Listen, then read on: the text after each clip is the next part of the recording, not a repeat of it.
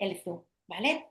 Va a haber un primer momento en el que voy a hacer una pequeña presentación y luego empezaremos el debate. Lo digo porque estáis ahí todos atentos, pero que sepáis que va a haber ahora como un ratito, como unos 10 minutos de debate, ¿vale? Empiezo.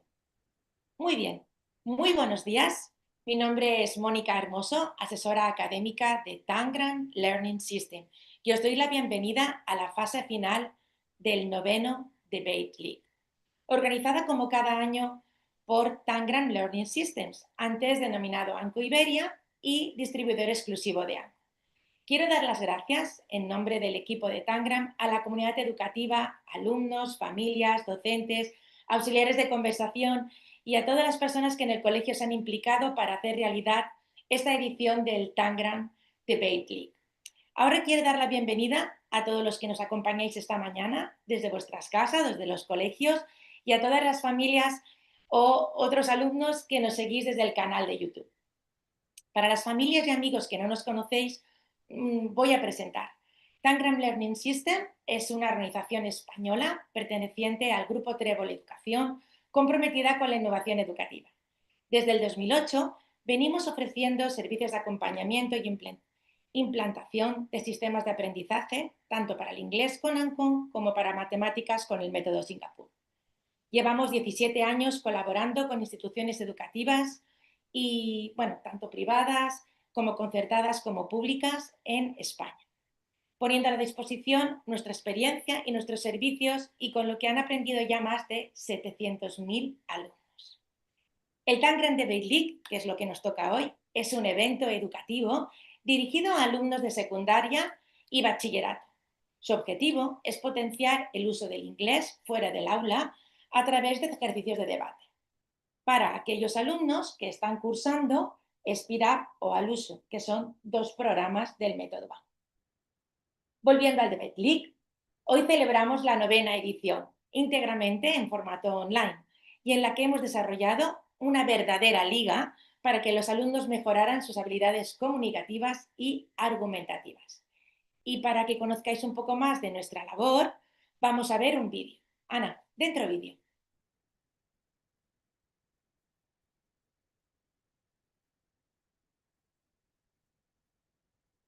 Sí, os esperamos. Aquí lo tenemos.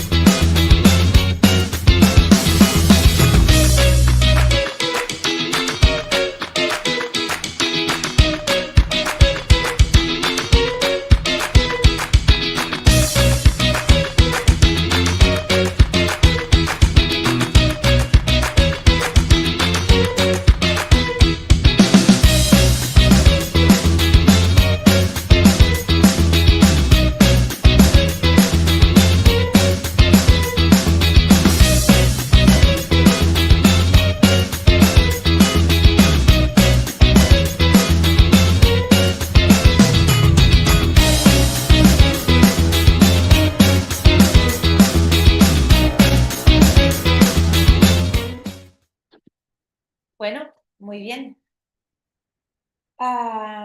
Empezamos la 9ª Tangram Debate League, la gran final, pero primero quiero contaros que ha tenido dos fases previas muy importantes. Una primera fase de entrenamiento que empezó en enero de 2025 de este año, en la que ha servido a los alumnos para familiarizarse y nosotros les hemos ayudado a profundizar sobre la práctica del debate, acompañado evidentemente de sus profesores. Y han sido cosas que ellos han preparado en sus aulas. Después hubo una fase clasificatoria que tuvo lugar entre el 27 de enero y el 31 de marzo, donde los equipos representados, bueno, los equipos que representaban a los colegios han competido entre ellos en un sorteo que se celebró el 20 de enero. Durante la fase clasificatoria, los equipos realizaron 4 ejercicios de debate, enfrentándose a otros equipos y de los cuales salieron los mejores. El objetivo de esta fase ha sido seleccionar a los mejores y eso ha sido bajo dos criterios: el número de debates ganados y los puntos obtenidos por cada equipo. Cada equipo ha sido formado por 4 integrantes en la que además podían tener 2 suplentes. Durante esa fase hemos vivido una gran experiencia junto a los alumnos y los coaches y hemos disfrutado muchísimo de su participación y su energía. Con los 8 primeros clasificados han pasado a esta fase final y entonces se hizo un sorteo el día 31 de marzo donde se decidió los cruces y el orden de competición que estamos celebrando hoy. Esta mañana a las 10, 8 colegios han realizado un primer debate, de los cuales ahora tenemos 4 finalistas. Ellos, pero al principio, ¿no? Estos 4, empezaron con un grupo de 14 equipos, es decir, 14 colegios, por tanto ya han debatido mucho y ya tienen mucha experiencia. Bueno, vamos con el tema de hoy, que es deciros quién han sido estos 4 finalistas. Tenemos a Sagrado Corazón Coria, a Virgen del Carmen Honda, a Virgen de Mirasierra y Codema de Gijón. Ellos siguen adelante con la liga y ahora van a participar en la semifinal y luego en la gran final. Por tanto, en el día de hoy acabarán haciendo 4 debates, uno que han hecho a las 10, ahora haremos la primera semifinal, luego otra semifinal y luego la gran final, ¿vale? Para esta primera semifinal, la número 1, vamos a contar con Sagrado Corazón de Coria y Virgen del Carmen Honda. Bueno, os invito a todos a seguir todo esto hasta las 2 del mediodía. Vamos a estar directamente en este canal y conectados en este enlace. Por tanto, en ningún momento, sobre todo vosotros participantes y aquellos que nos seguís, os debéis salir. Los participantes, en el momento que no estéis participando, lo que podéis hacer es apagar las cámaras y el micrófono, os iremos avisando y luego haremos 15 minutos de descanso entre la semifinal y la gran final. Para todos aquellos que nos queráis seguir en redes sociales, lo podéis hacer a través de Instagram, de Facebook o de X, antes Twitter, siguiendo el hashtag que estamos publicando en este momento. ¿Vale? Bueno, ahora estamos deseando comenzar, por tanto solo queda presentar al jurado de esta semifinal y la gran final. Tenemos aquí a mis compañeros, en primer lugar, a Marcos Rivera, director académico de Tangram Learning System, a Sonny Tuk, asesor académico, a Chris McConey, ay, que no le veo a Chris, asesor académico, a Fiorella Méndez, asesora académica, a Silvia Martiño, asesora académica, a Angélica Fialo y a Hanna Klinova, las 2 asesoras académicas. Ahora cedo la palabra a Marc Rivera para que nos recuerde las normas y nos hable de cómo vamos a organizar esta semifinal y la gran final. Marc, todo tuyo. Muy bien, muchas gracias. Pues bienvenidos, felicidades a todos. Voy a ser muy breve, solo recordaros que ha habido 4 debates, ahora los cuartos, y en la participación se hace por turnos, se hace siempre una introducción, argumentos y contraargumentos, luego una segunda argumentación y contraargumentación, sobre todo para los que nos están viendo desde YouTube, porque los participantes lo conocen perfectamente, y en último lugar una conclusión donde se fortalece la posición. Recordaros que el tema, o sea, los temas de este año los hemos elegido muy vinculados a la realidad y a lo que está pasando ahora, tanto de aranceles, digamos, a nivel político, del presupuesto militar que ha incrementado en Europa o que están debatiendo si se aumenta, el fenómeno del turismo en masa, en fin, de lo que se está hablando, digamos, en la calle. Vamos a debatir hoy, obviamente, en inglés, porque el objetivo es ser competentes en inglés. ¿vale? Entonces, cada uno va a ir participando, deliberamos, hay un cambio con respecto a la liga y a los cuartos de final, y es que vamos a ser 3 jueces en cada uno de las semifinales, o sea, la primera y la segunda, y 3 jueces en la final, ¿vale? Porque queremos ampliar los puntos de vista y análisis del debate que vamos a ver. Os recordamos primero que sois representantes de vuestro colegio, por lo tanto ya sois ganadores, ¿sí? Pensad que los nervios cuando se queda en silencio y de repente te toca hablar juegan malas pasadas a veces, pero concentrados, respirad y disfrutadlo, porque el verdadero objetivo es que desde que empezó la liga ahora estoy seguro que os sentís mucho más cómodos expresando vuestras ideas y opiniones en inglés, aunque debo dejar claro que la posición a favor o en contra de una de las afirmaciones es totalmente azar, no corresponde a la opinión real de los participantes, ¿de acuerdo? Muy bien, pues eso es todo, Mónica, muchas gracias. Pues nada, gracias. Así que vamos a dar comienzo a la primera semifinal del 9º Tangram Debate League, ¿vale? Equipos, jurado, alumnos, ¿todo listo? Desearos mucha suerte. Bueno, perdón, voy a presentar al jurado, aunque ahí los tenemos en la cámara, ¿vale? Tenemos ¿sí? Tenemos a Fiorella, a Esther, a Sony, ¿vale? Duro va a ser esto, así que muchos Yes. ánimos, compañeros. Thank you, Monica. But we're Empezamos. prepared. We're prepared. All right. So as always, I'm going to start sharing my screen because obviously it's time to reveal the topic, to reveal the statement, and finally which team is pro and which team is con. So let's get started. This is basically, well, basically, no, it's exactly the same as you've all been seeing as far in the qualifying round. Okay, so nothing changes. It's in fact what Mark has just explained for all the families and friends watching from back home. Keep cameras on at all time, mute microphones if we're not speaking. Okay, and once we've revealed the topic, the statement pro and con, both teams will be sent out into the breakout rooms for 10 minutes, okay, where they will prepare for this debate statement. Okay, so this time it's a possible 120 points. Okay, so different to what we've been doing so far because there are 3 judges this time. That's 40 points from each judge up for grabs. Okay, so we can award boosters.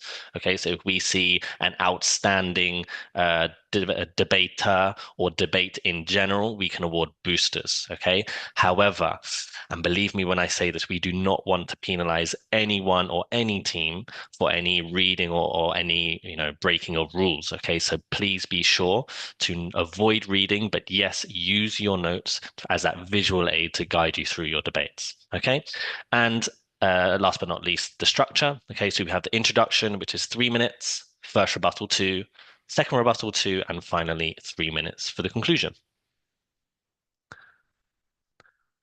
Okay, so once we decide pro and con, the pro team always starts the debates. Okay, so the students and participants are very familiar with this already, as previously mentioned. Okay, so pro introduction, con introduction, pro rebuttal, etc., etc., etc. And they indicate to the judges that they have finished speaking when they say thank you.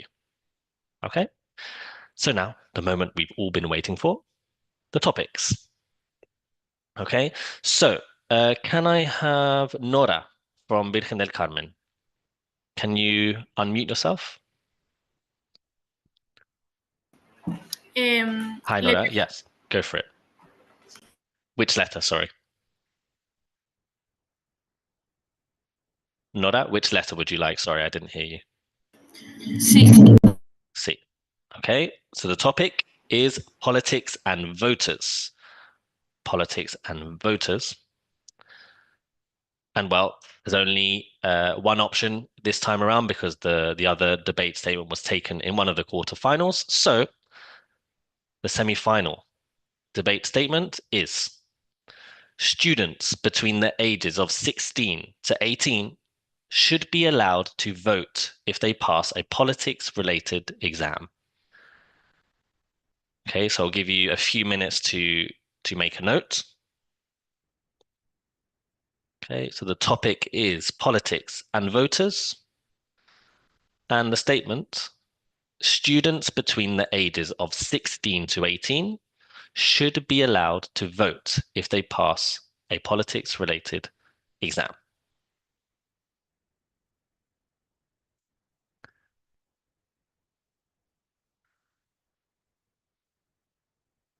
Okay, just give you a few minutes. And as always, when you have finished, can you please give me a thumbs up in the camera? Thank you, Coria. Virgen del Carmen. Perfect. Thank you very much. Okay, so if you are pro, you agree with the statement. So you believe students between the ages of 16 and 18 should be allowed to vote. Da, da, da, da, da, da. However, if today you are con, you disagree with the statement. So the statement changes. Students between the ages of 16 and 18 should not be allowed to vote if they pass da da da da da da da da. Okay? Well, now to decide who is pro and who is con. So I'm gonna ask someone from the other team. Can we go for Alicia, please? Can you choose a number 1, 2, 3, or 4? I choose the number 4. Number 4. Con. Okay, so Sagrado Corazón, Coria. You are con, which means Virgen de Carmen, you are pro. Okay. So, very good.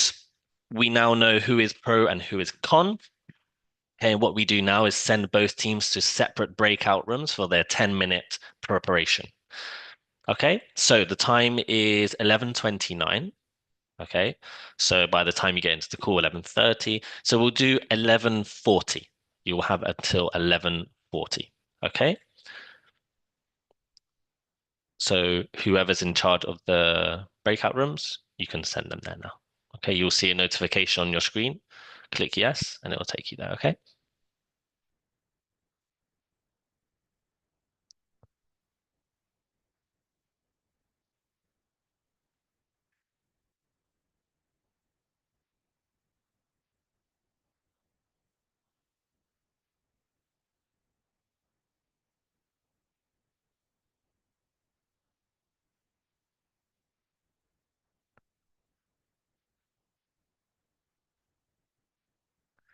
Okay, so for those watching back home, they have 10 minutes preparation time. Okay, so the judges will be back shortly. So at 11:40, we'll be back to start the debate. All right, thank you very much.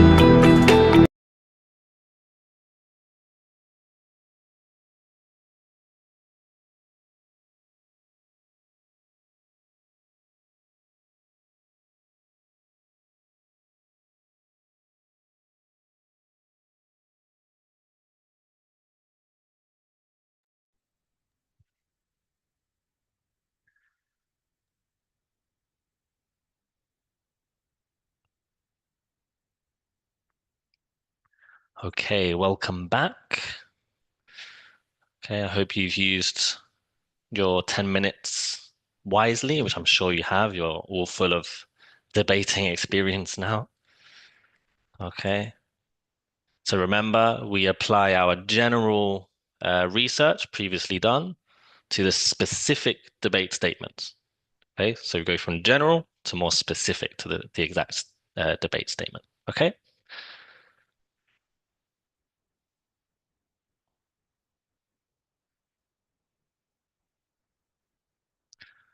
Okay. Are we all here? Yes. Perfect. Okay. So, right away from Virgen del Carmen, okay, you are going to be starting the debate today. Okay. Are you ready? Yeah. So I'm sorry about that. when you start speaking, Hello I'll everyone, start my the name time. is Taye and today I'm inviting Nora, she's going to do the first recital. Then we have Natalia, she's going to do the second one. And last but not least, we have Leticia. She's going to sum up everything we are going to talk about. Together we are Carmenitas debate team and we are gathered here to talk about politics and voters. So we all know that right now politics is basically all about how decisions are made in a country. And currently, young people are the future of our democracy. Even though many people believe that they lack things to know about politics, if we are going to give them possibilities to study about this, they can perfectly decide how their work is going to be.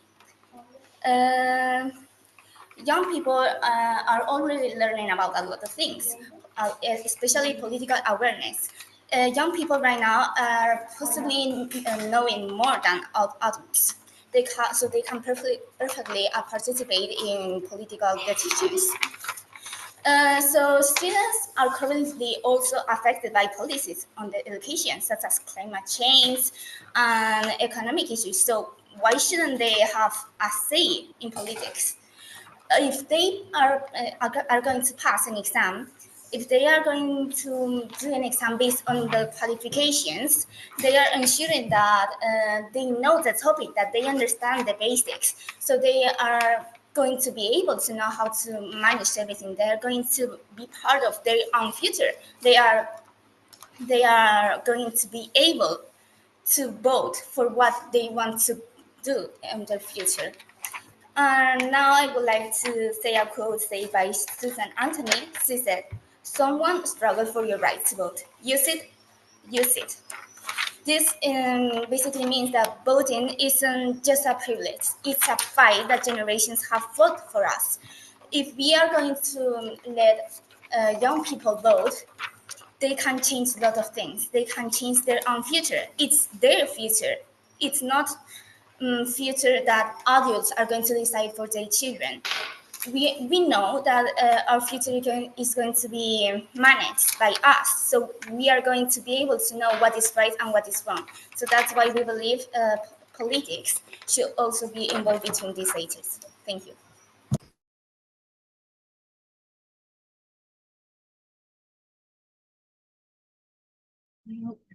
Yo soy yo.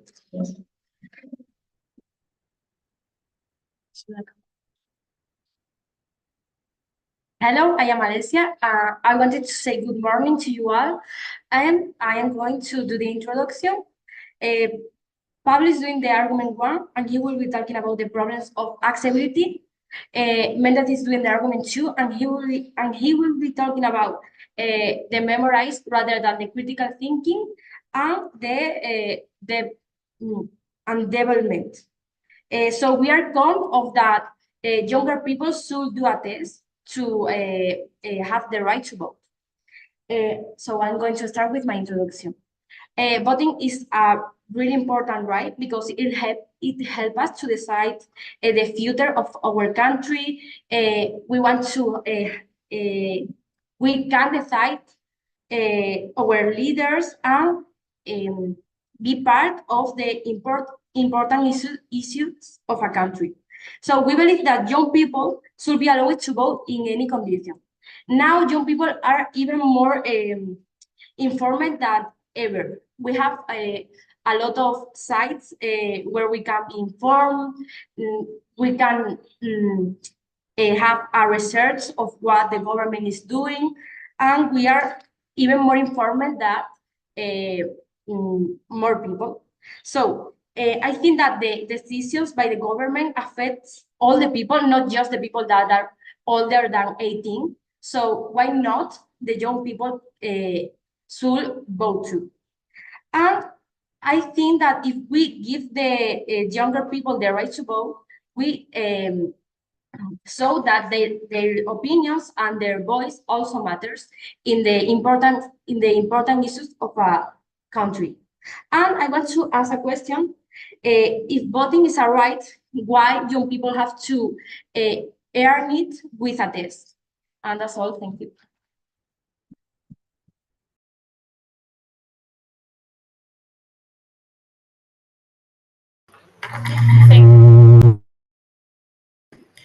Sorry. Thank you, Alexia. You said that young people isn't informed, and that's true, but we are going to select the people who is going to vote while an exam. Please, now let me enter in my point. I'm going to say that in close elections, a small number of votes determine the government and political decisions. Every vote is one voice, a voice of the future. Our future is the people between 16 and 18 years old. Every vote matters because every vote decides the leadership, influences policy, and every ballot has a real weight because it shapes policies that ripple through society for generations. And these generations that are going to vote are the generations that are going to live those decisions. I also wanted to say that people have a say in choosing leaders. Leaders impact for generations, so that's why they are going to choose their leaders by voting. They are going to choose them and they are going to be influenced by their values and the needs and hopes of the society that we are living. After finishing, I wanted to say that many 16 to 18 years old people already work, pay taxes, and contribute to society. Yet they lack a say in governance, and if they can demonstrate understanding through an exam, why should they have the right to vote? Thank you.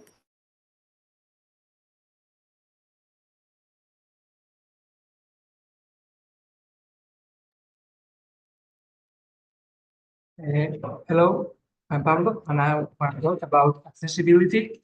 Well, first, I wanted to say that there's a lot of people, mainly in the marginalized communities, which doesn't have a way to know more or to search information. And according to the UNESCO, 3.5 billion of people don't have access to the internet, which is nowadays the main source of information, and that's a very big problem.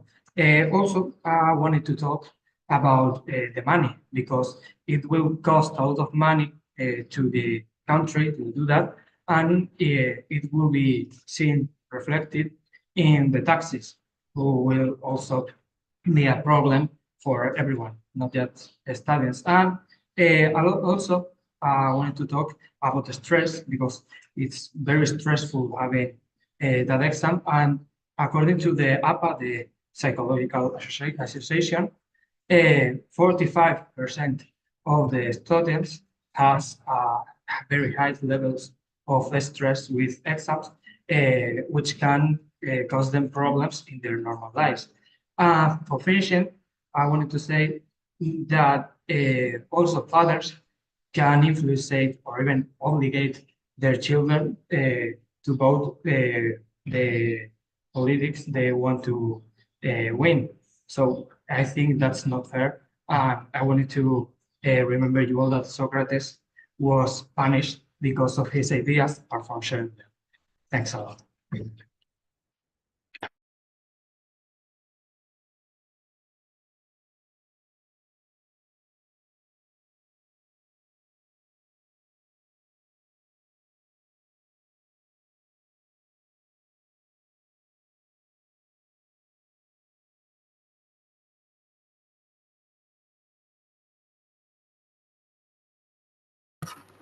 Thank you, Pablo. I just wanted to point out something that you said about internet. I think internet is not the main source of information.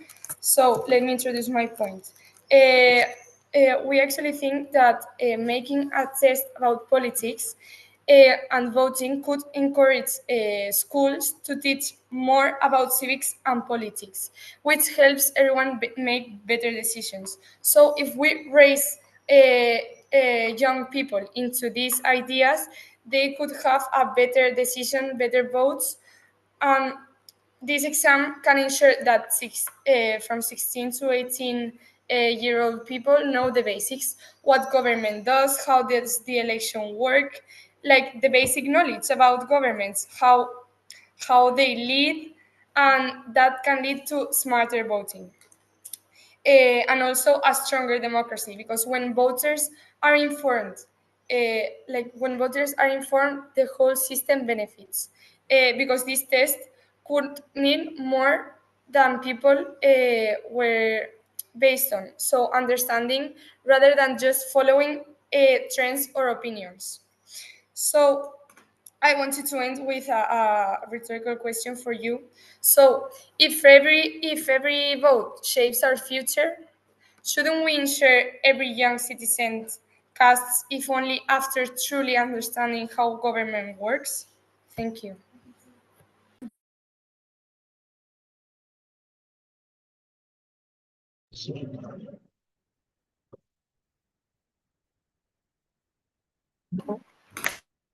Hello, I am going to do the review too, and I have to say is I have to do a rebuttal about some things that you have said.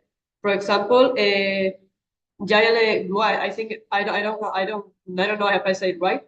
Sorry if I say it wrong, but you say that the children are the future, but we have to educate the children to the future, and if they don't have all the studies that they need to know, because if you are 16, you are in fourth of ESO, and you well can have a bachillerato, can have a FP, but you are not fully educated in that. You have to educate yourself to do that exam. So, and you have said that, well, and also I have to say to you that you have to understand to vote. And yeah, I don't care about the age. You have to understand to vote, because if you don't know what you are going to vote, why do you vote? You know. And also, I have to say to Nora that they here in Spain, they are not leaders. They are representing the people, because that's how democracy works. They are not the leadership. And also that they gain the children at age 18 the total independence. And now I want to answer your question. Well, no. I have to say that children should do that exam. They memorize. They don't do the critical thinking. Because to an exam, you mostly the 72 or percent of the students memorize instead of do critical thinking. And between 18 and 9, no, yes, 18 and 90% of the people develop the frontal cortex at 18, and they fully developed at 25. So I'm very sorry to interrupt, but that's the 2 minutes. Thank you very much. Thank you.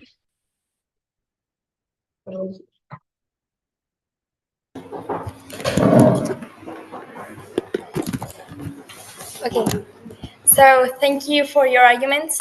But before I jump into my conclusion, I would like to highlight the points that have been said in this debate.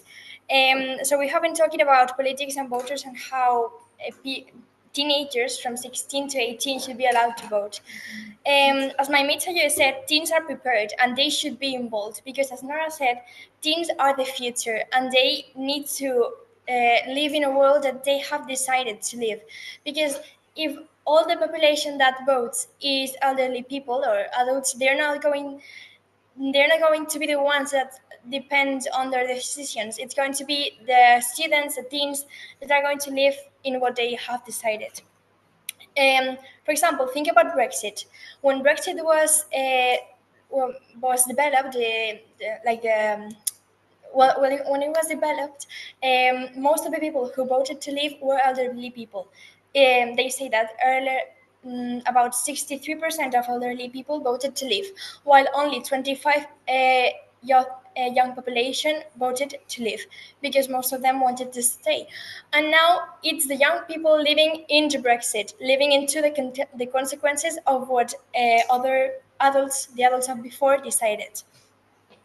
You have said, Pablo, that it is very stressful to do an exam, and that is why teenagers should not pass it. But actually, we do exams every day, and it's what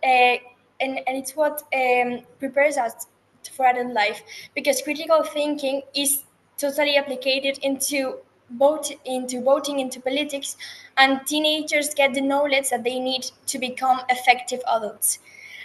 I would like to tell you a quote by Bill Brzezowski, who's an advocate for youth voting, who says, "Teenagers are not yet distracted by the stresses of full-time work, so they have the time and have supporting adults by their side to help them make the best decisions and help them acknowledge what they are doing to do in their adult life as for voters and adults in general."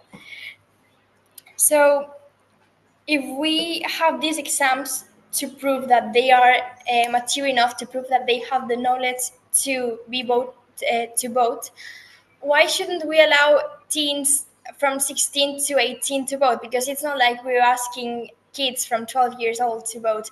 We're asking 16 years old, which is our age, we could vote to make a decision towards the future. Because if they vote, they're going to enter into an adult life that they have decided. Thank you.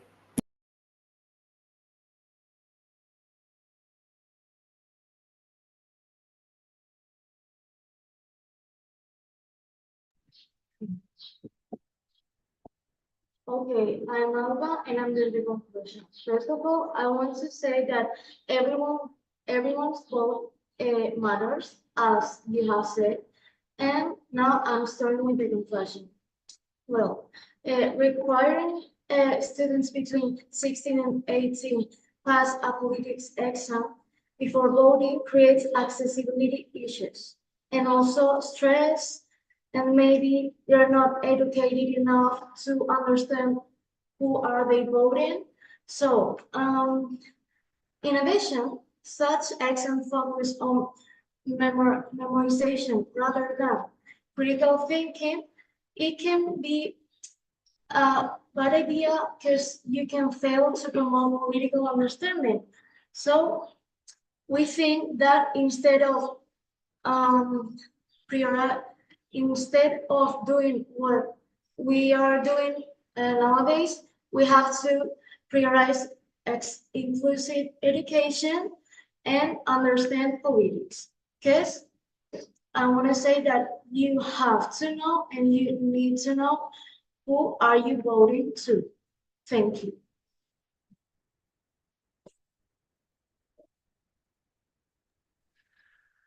Okay.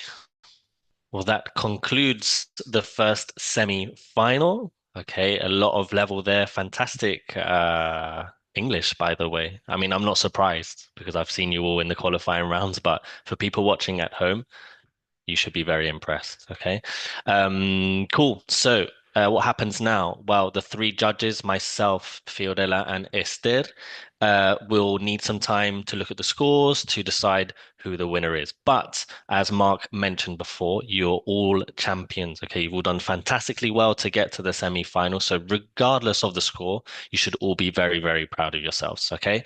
So yes, I'm going to share my screen. Okay. And here we go.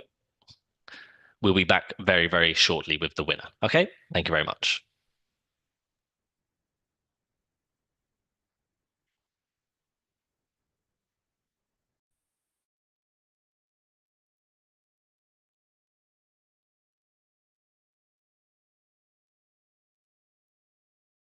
Sobre todo para todos aquellos que estáis escuchando, deciros que el jurado sigue una rúbrica por la cual ellos clasifican cómo los alumnos han participado. Es muy difícil cuando hay alumnos tan competentes el poder darles una nota. Por tanto, nosotros utilizamos una rúbrica que ellos conocen, ¿vale?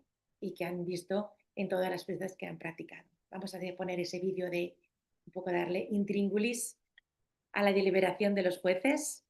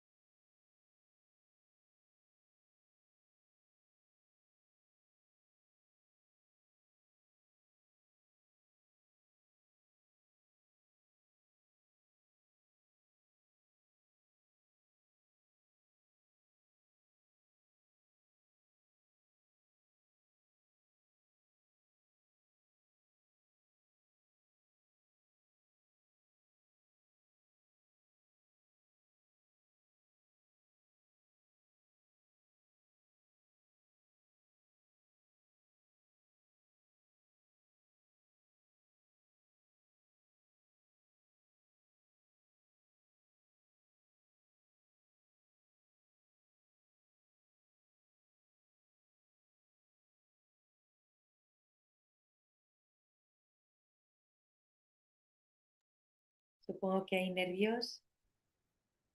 Mientras esperamos que nos lo digan.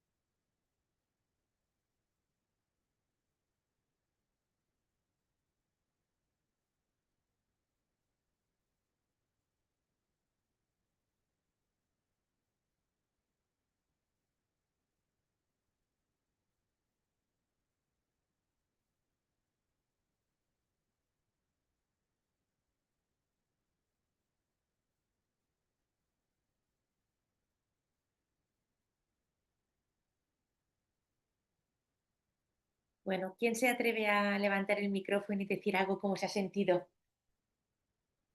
¿Alguien? ¿Sí? ¿Cómo os habéis sentido? Algo positivo, algo bueno. ¿Qué tal ha ido? ¿Os conocíais? ¿Os habíais cruzado en otra ocasión? ¿Sí? ¿Os habíais juntado? ¿Sí? ¿Y ha sido más difícil hoy para vosotros o ha sido igual que la otra vez? ¿Va? ¿Quién se atreve a decir algo? Si comparamos este debate con otro anterior que tuvisteis, ¿cómo os habéis sentido? Nosotros, en dificultad objetiva, quizás vamos a decir la misma, pero el estrés y la presión que teníamos nosotros estando en las semifinales, es verdad que es mucho mayor. Claro, es normal, ¿eh? Es decir, cuando, aunque los debates los hacéis siempre en un mismo formato online y con dos personas que hacen de jueces, que parece que como que lo hacéis durante ese mes de enero, ¿no? Y hasta el mes de marzo, pues bueno, queda un poquito más así, ¿no? Vamos haciendo, no nos jugamos nada, aunque también os jugáis, porque si estáis aquí es porque os lo estabais jugando, ¿no? Pero hoy creas o no, entiendo esos más nervios, ¿no? Y luego que ya venís de un debate que habéis hecho a las 10 de la mañana, estáis haciendo uno y uno de vosotros en unos minutos volverá a tener un debate, ¿no? A ver, el otro equipo, ¿qué sabría decir? Me gusta, esas sonrisas es lo bueno, ¿eh? ¿Nervios también? ¿Sí? Sí. Bueno. Pues en general, esto del debate me ha ayudado a superar el miedo que tenía de hablar en público. ¡Wow! Y la verdad es que me ha ayudado mucho. Y cada vez mejor. Sí. Sí. Gracias por decirlo porque creo que es una realidad y mucha gente le da miedo, ¿no? Yo tengo colegios y conozco colegios que cuando les dicen a los alumnos si quieren participar en el debate o no, siempre hay ese miedo, ¿no? Y si me equivoco delante de la cámara, ¿qué van a decir y demás? Pero tenemos que entender que todos nos equivocamos y que muchas veces esa equivocación es fruto pues de los nervios, de que son temas de actualidad que os habéis tenido que preparar, que os dan solo 10 minutos para prepararlo y a veces el buscar información o no se hace justo, ¿no? Y luego poneros de acuerdo entre 4 personas, que yo puedo pensar una cosa y decir, pues quiero que lo defendamos desde este punto de vista, ¿no? Y tengo que ponerme de acuerdo con 3 compañeros más que acaben pensando que nos vamos a ir por ahí, ¿no? Y luego no solo es un momento en el que vosotros decís lo que habéis preparado, sino que el primer participante de alguna manera sí, pero los demás tenéis que refutar y decir y opinar sobre lo que han dicho los compañeros, ¿no? A mí me gusta mucho la frase que ha dicho Marc Rivera al principio, el director académico, que vosotros muchas veces os tenéis que posicionar en contra o a favor sin a lo mejor que ese sea vuestro pensamiento, ¿no? Y entonces tenéis que defender una posición y que nadie piense de vosotros o os juzgue por esos pensamientos que expreséis en ese momento. Aprender a debatir es ponerte en una posición y hablar sobre un tema, ¿no? Y ver los pros y los contras desde las 2 versiones, ¿no? Así que gracias por tu comentario, Natalia. Creo que todos, ¿quién sabe hacer así o así? Va, dedos arriba o no. ¿Creéis que habéis mejorado esa expresión oral y esa confianza en vosotros mismos? Sí, ¿no? Aparte, ponerte delante de una cámara, ¿no? Que todos nos vemos más guapos o más feos, ¿no? Que a veces cuando hablas en clase no te ves, ¿no? A ti mismo hablando. Y luego esa parte bueno, de estar ahí, ¿no? Y, y delante de gente que es desconocida. Gracias que no pensáis en la gente que nos está viendo en YouTube, ¿no? Esos no los pensamos, ¿no? Como en la televisión, no sabemos cuánta gente hay ahí atrás. Bueno, a ver, creo que queda un minuto. Bueno, ¿queréis decirle algo al otro equipo?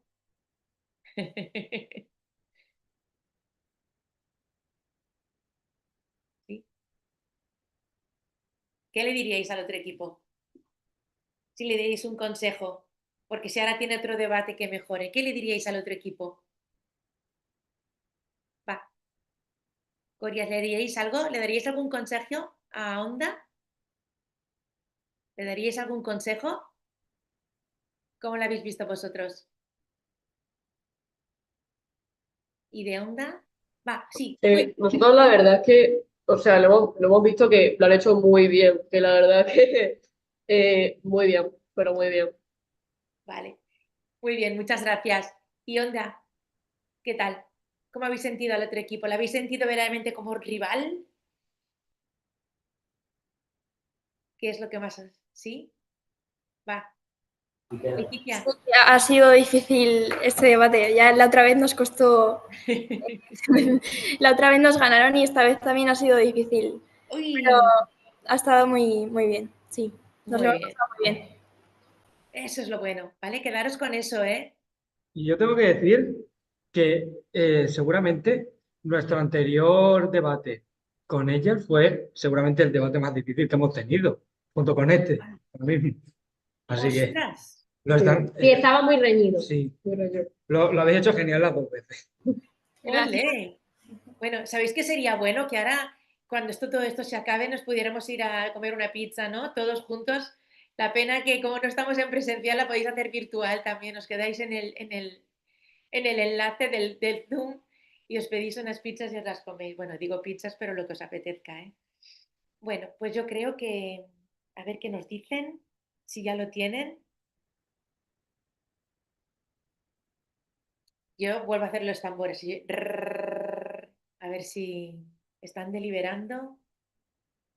Es que se lo ponéis difícil, ¿eh? Vosotros pensáis que yo este año me toca este papel, pero otros años que he hecho juez es súper difícil, ¿eh? Porque es un papel también ahí importante, ¿no? ganas de ver qué ha pasado. ¿Vais a hacer algo especial hoy? ¿Tenéis pensado hacer algo especial como equipo? ¿Sí? ¿Ganéis o perdéis? ¿O perdáis? ¿Vais a hacer algo especial como equipo? ¿Sí? ¿Sí? Hoy porque no podemos, pero otro día hemos quedado todos para hacer una comida. Ah, muy bien. ¿Y Coria, qué vais a hacer?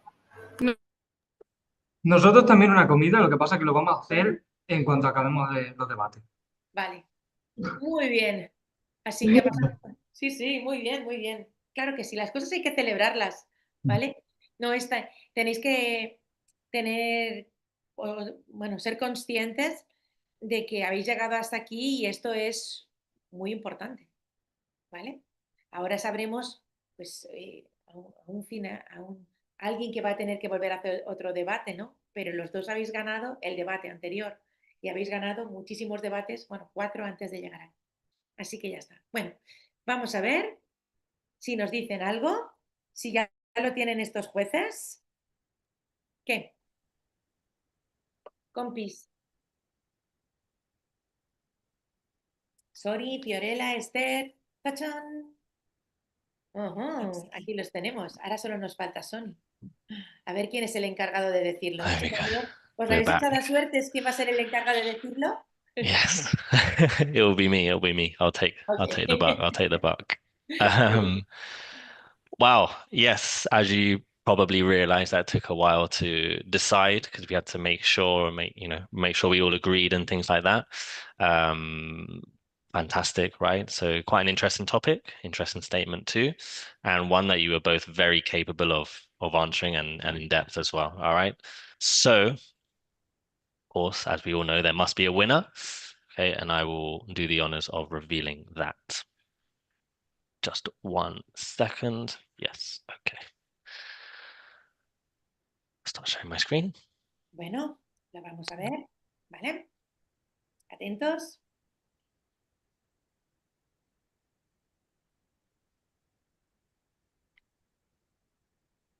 Tambores.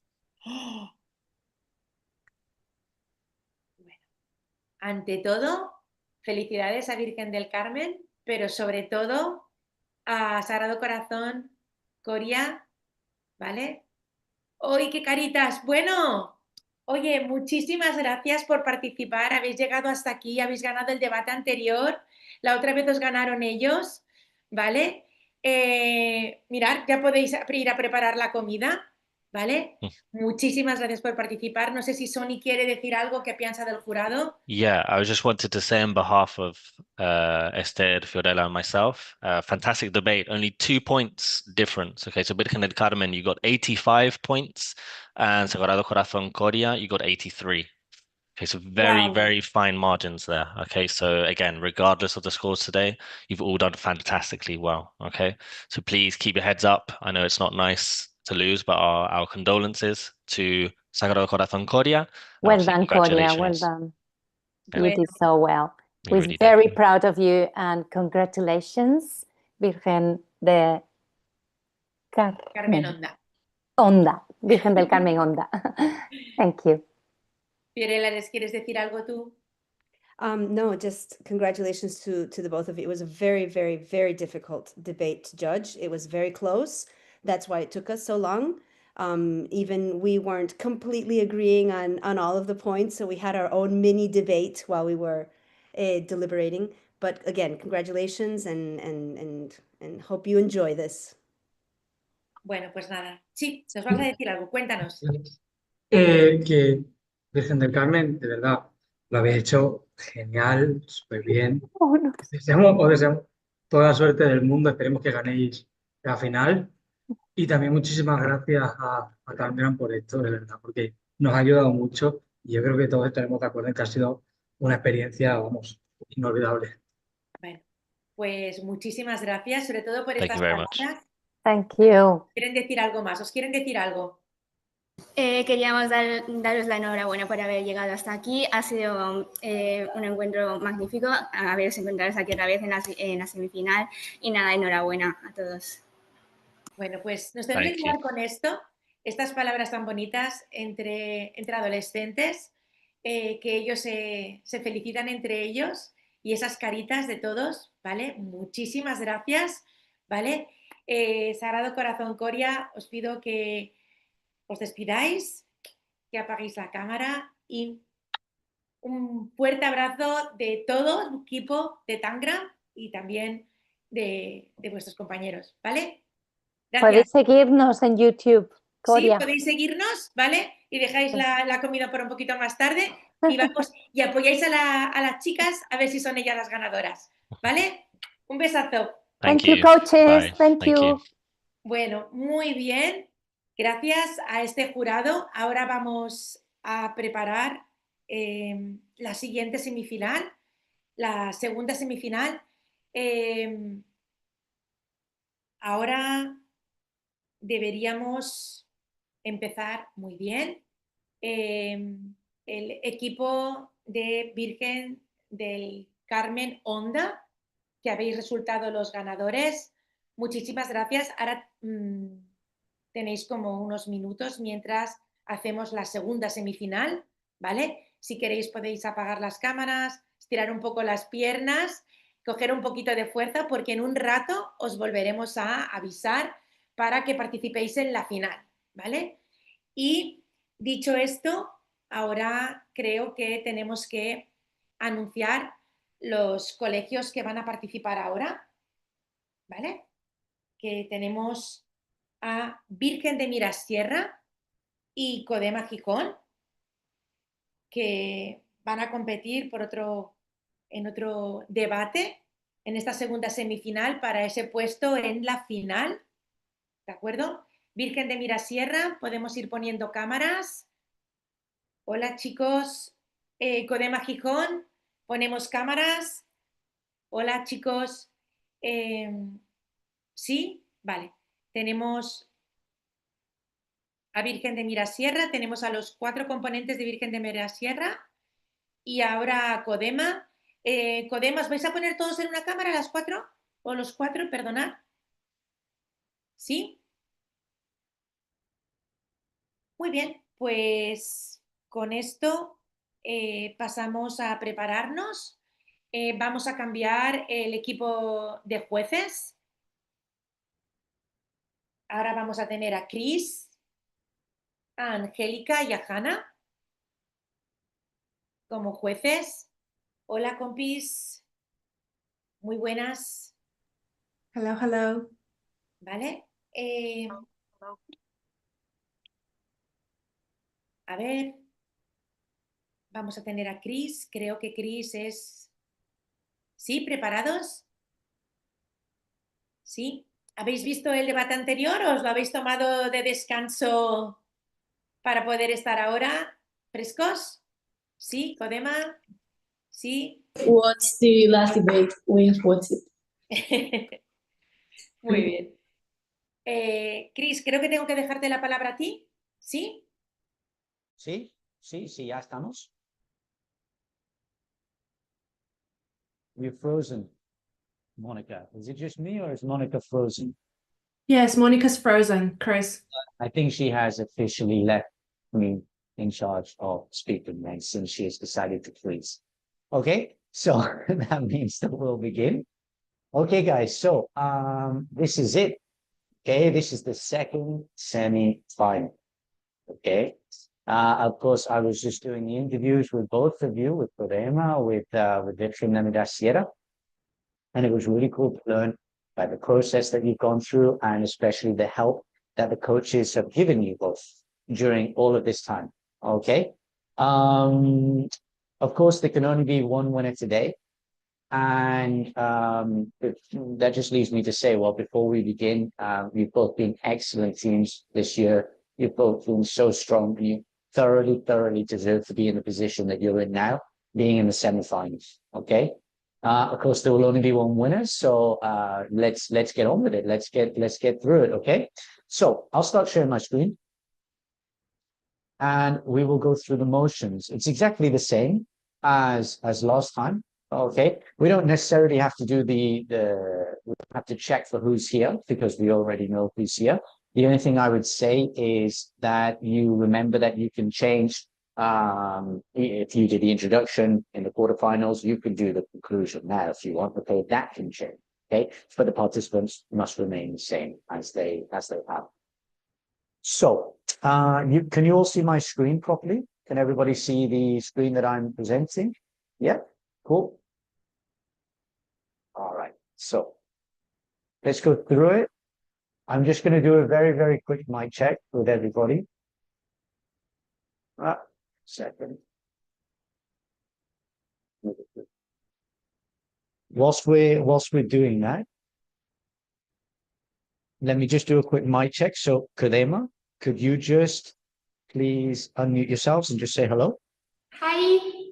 Hi. All right, excellent. Okay, we can see you all. And Diego, can you just say hello? Yeah, hi, thank you. Hi, thanks. Gabriel? Hello. Cool. Thank you. Manuela? Hello. Thanks. And Noah? Hello. Thank you. So before we go further, is this the order that you, Virgen and Mirasierra, are going to do the debate? For example, yeah, Diego, the conclusion, Gabriel, introduction. Yeah. All right, excellent. And Kodema, is this going to be the order that you do your debate? Yeah. Ava's going to begin. Yep. All right, cool. Okay, perfect. So see if this works. That's not working anyway. Okay, so we have already done the mic check. Okay, this is the semi-final. We're going to give you 10 minutes preparation. Now, the only difference here is that instead of there being 2 judges, there are 3 judges. Okay, so although previously there were only 80 maximum points, now there can be up to 120 points. Okay, remember, it's the same as it's always been. We can award boosters, which would be an extra 4 points. And we could also award, well, not award, but we might have to penalize, which is minus 4 points, okay? But I don't expect anybody will be getting any penalties today, okay? The amount of time that you have is always the same. 3 minutes for the introduction, 2 minutes for the arguments, and then 3 minutes for the conclusion. To keep it simple, I'll do the timer like I've always done. So remember, you can see in the top corner of my screen how much time you've got left. I always encourage students to use as much time as they can. Okay, the only thing I will say is if it gets to 0 and you are still speaking, I will let you finish your sentence.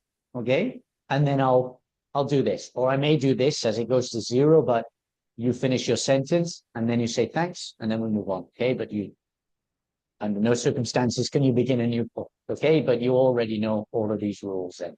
All right, so let's go forward. We all understand the structure, but just in case we've got any people watching on YouTube that aren't familiar with it, the team that is pro is always the team that starts. Okay, so we've got the pro introduction, con introduction, pro rebuttal 1, con rebuttal 1, pro rebuttal 2, con rebuttal 2, and then the pro conclusion and finalize the con. Okay, as always, please just say thank you when you have finished, because that allows not only the judges, not only me doing the timer, but it allows everybody to know that we have finished 1 point and the next person is going to begin the new point. Okay, I know I'm repeating everything for you guys, you all know this, but this is really for the people that are watching YouTube. Okay. Okay. So that just leaves us with the next 3 steps. Okay, you all know how this works. I'm going to choose somebody from one team to choose the window, and then somebody from another team to choose the up and down, and then finally I'm going to go back to the first team, which will decide whether you are pro or con. Okay, so I'm going to begin with Diego. Diego, I'd like you to choose a window, please. I'm gonna pick letter B of Barcelona. B for Barcelona. Okay, all right, so that means that today's statement is European military spending and security budgets. I'm sure you're all prepared. So, European military spending and security budgets. Okay. So, now we move on. Okay, everybody got that? That's just the topic. European military spending and security budgets. Now, I'm going to go over to Golema. So Eva, I'd like you to choose up or down, okay? And this will decide what the statement is because we have two statements for each topic, okay? So it makes no difference what you choose, up or down, okay, Eva? Which one would you prefer? I will choose up. Up, okay? So that means that the statement is more military spending in Europe might lead to conflicts instead of peace. Okay? So that is our statement. I'll give you all enough time to write that down so that everybody writes that down. Okay? More military spending in Europe might lead to conflicts instead of peace.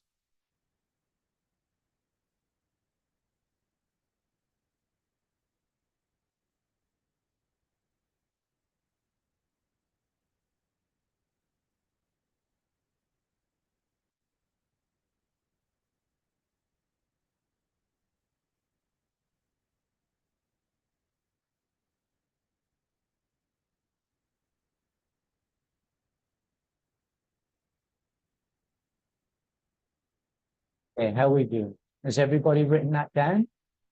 Problema? Have you written it down? Yeah? Okay. Virgen de la Sierra? Diego, no, Gabriel, yeah? I can't see Manuela, all good? Yeah? Okay, so more military spending in Europe might lead to conflicts instead of peace. Now I'm going to move back to Virgen de la Sierra. Okay, and this is going to decide the pro or con. So that means Virgen de la Sierra. Okay, Gabriel, I'd like you to choose. Just pick a number 1 to 4. Okay, so I think I'm gonna choose 4. 4. Let's go with 4. Yeah. 4. Yeah. Yeah. The order has changed. So if you chose 4 before, then it probably won't be the same. But that's it. Then. Okay. So number 4, that means the Virgen de la Sierra are against. Okay. You are con, which means Codema, you are pro. Okay. All right. So I'm just going to repeat the statement for you again. Okay, so the original statement is more military spending in Europe might lead to conflicts instead of peace. Okay. That's your statement, Codema. That doesn't change. And then for Virgen de la Sierra, yours just becomes a negative statement now. Okay. So we would say more military spending in Europe might lead to less conflicts instead of peace. Okay. All right. Or more peace instead of conflicts. Okay. It's the same. You just make it negative.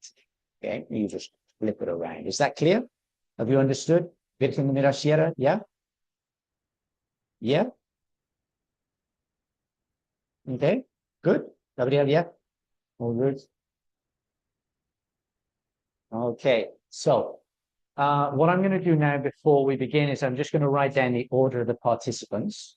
So give me a second so I can see everybody. Okay, so with Codema starting, that means that Eva is going to do the introduction.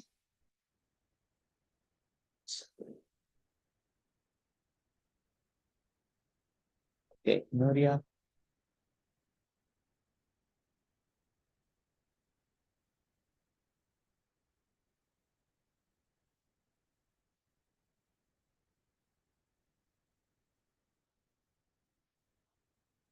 All right, and then for Virgen de la Sierra, we're going to have Gabriel, is in intro, right?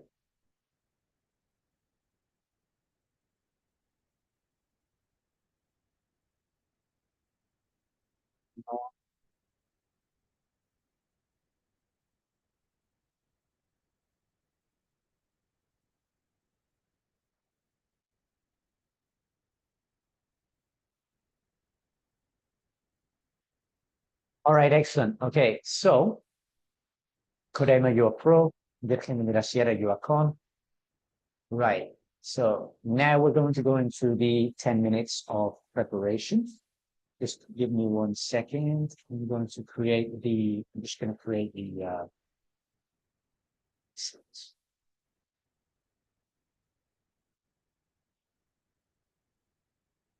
Actually, Anna. Yes. No, sorry, Anna, no, not Kodema. No, sorry, I'm referring to my colleague. Sorry about that. We need to create the breakout rooms. Sony, sorry, Chris, I Yeah. have a question. Yeah. When you mean military spending, it's Yeah. only in Europe, not other countries. Only in not another continents. Only in Europe, right? I would prefer if Mark Rivera, our director, can answer that question. Either he can answer it, or he'll say that we can't really give it. The answer is yes. Oh, the answer is yes, only in Europe. Okay. Okay. Okay. Just give me one moment because I'm just going to figure out the breakout rooms, just because we've got a lot of people in. Yeah. I can see here that they're already doing it. So Sala 2, Escodema, and Sala 1. Guys, the time is 12:32. So you're going to be brought back at 12:42. Okay, Pamela, your team will be back. Everybody will be back in 10 minutes. Okay.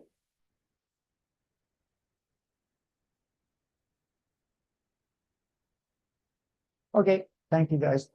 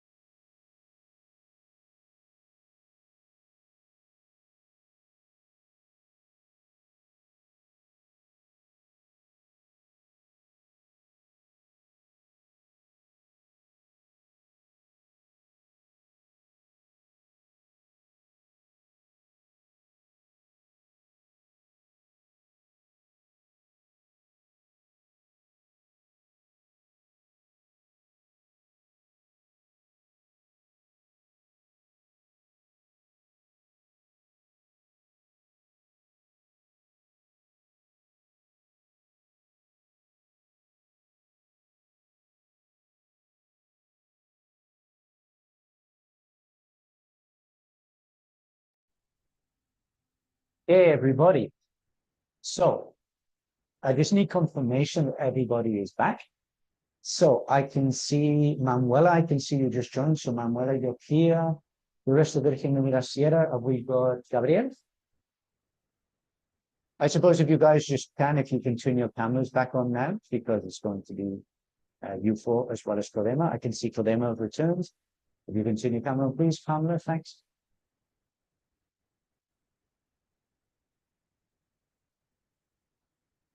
Okay. So Noah, Diego, Manuela. I imagine Pamela, I imagine you do. So. Hello. Hi.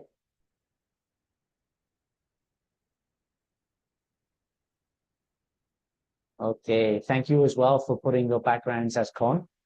That helps a lot. That means that Codema, don't worry, you don't have to because we know that you're pro, obviously. So it doesn't matter if you haven't been able to put the backgrounds on. Just Noah. Yes, one thing. We tried to put our background and we can, but then you wouldn't be able to see all of us. So yeah, that's fine. No, just leave it as it is. It's no problem at all. Yeah, it's fine.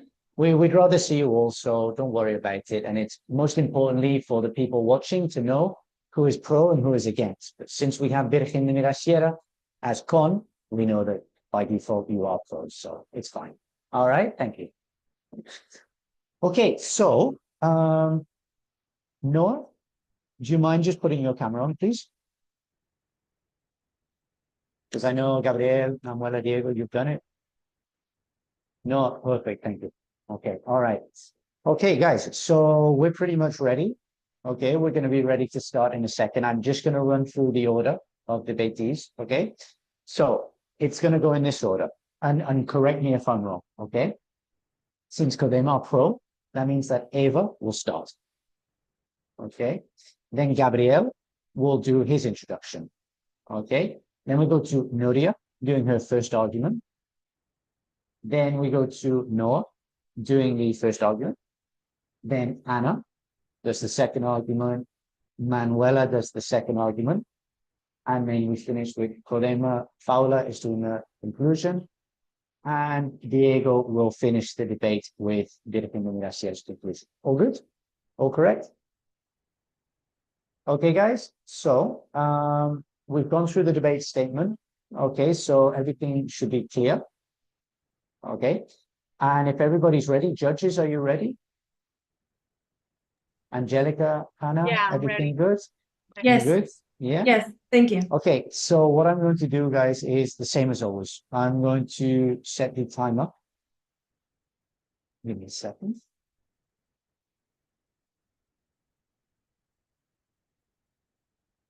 Okay. And remember, you've got 3 minutes to start. So Eva, 1 second.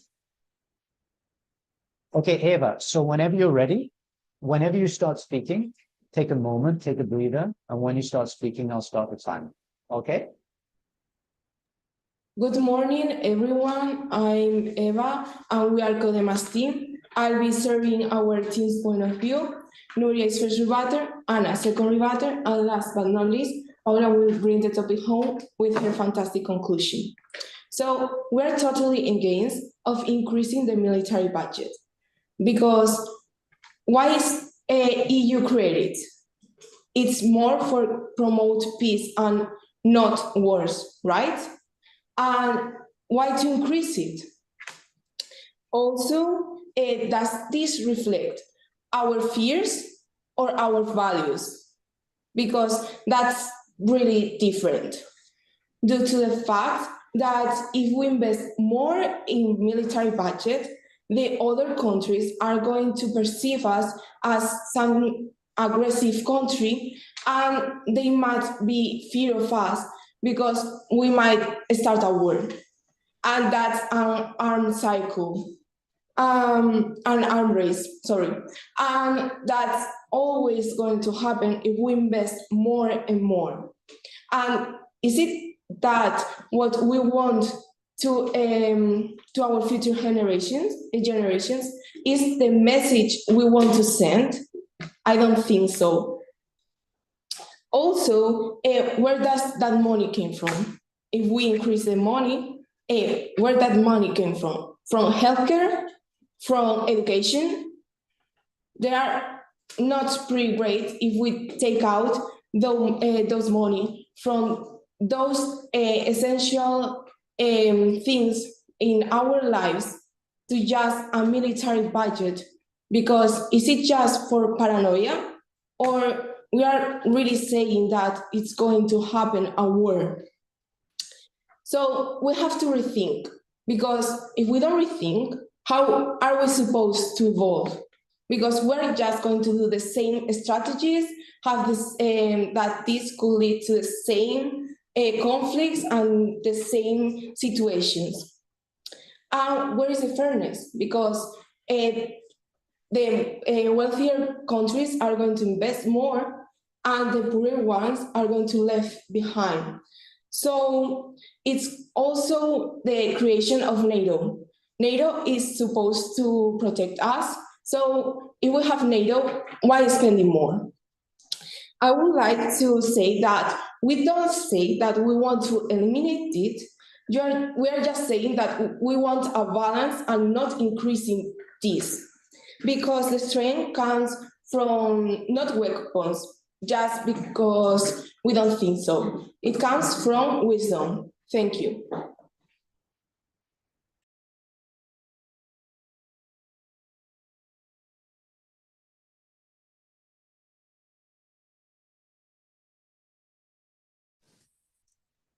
Do I start my introduction? Okay. Well, I'm Gabriel. I'm gonna say the introduction for Reason de Minasierra.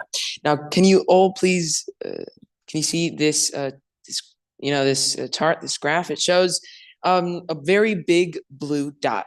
That is the military spending that the US requires every single year in 2018. And it makes up almost twice the budget of Europe.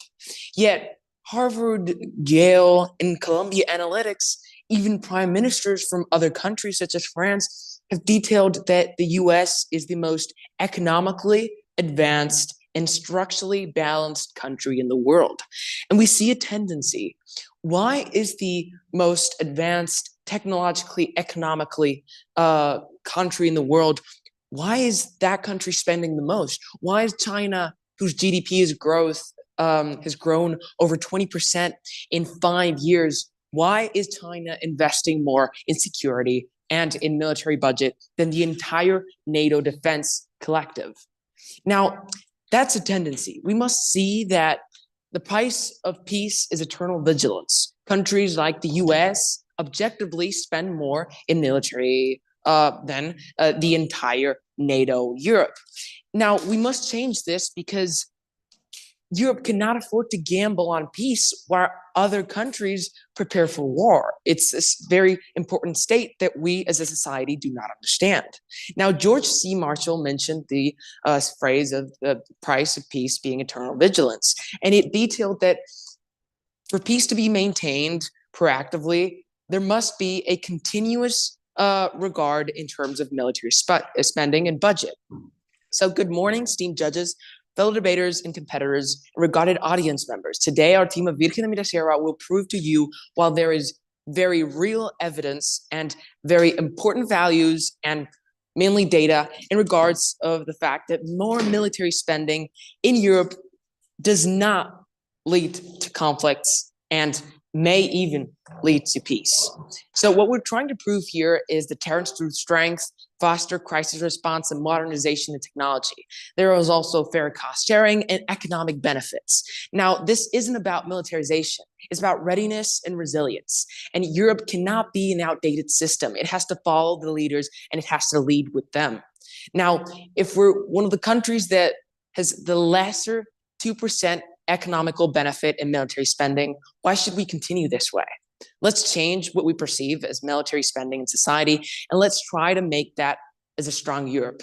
Let's try to rehabilitate what we know as a modern society and as military spending, and let's try to do it together. All right, thank you.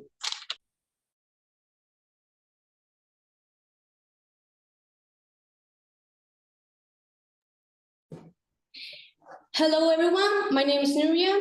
You've done some very interesting points as the US spending and so on. But anyways, my team and I strongly think that it's not necessary to spend so much money and all those security budgets and so on. Because first of all, having more weapons, if we have more weapons, it's more probably that we start a conflict, as we can see in the Ukraine's war. Also, it also increases more tensions instead of reducing them.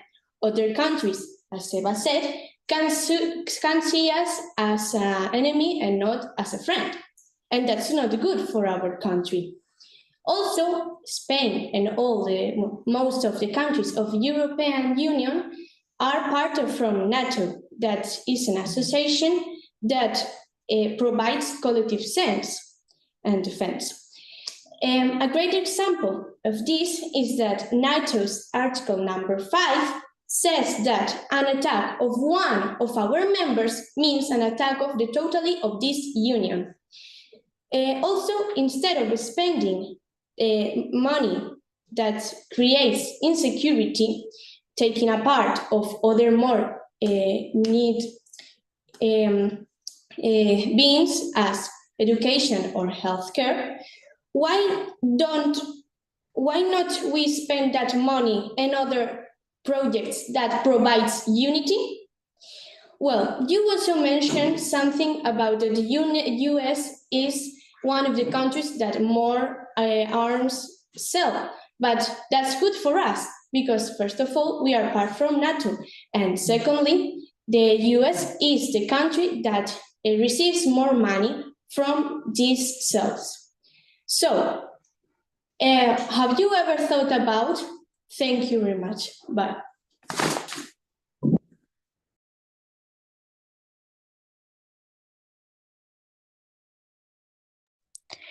Well, hi, my name is Noah, and today I'm going to do the first one. Well, we believe that increasing the military spending brings peace, nor more conflicts. Why? Well, these are our statements.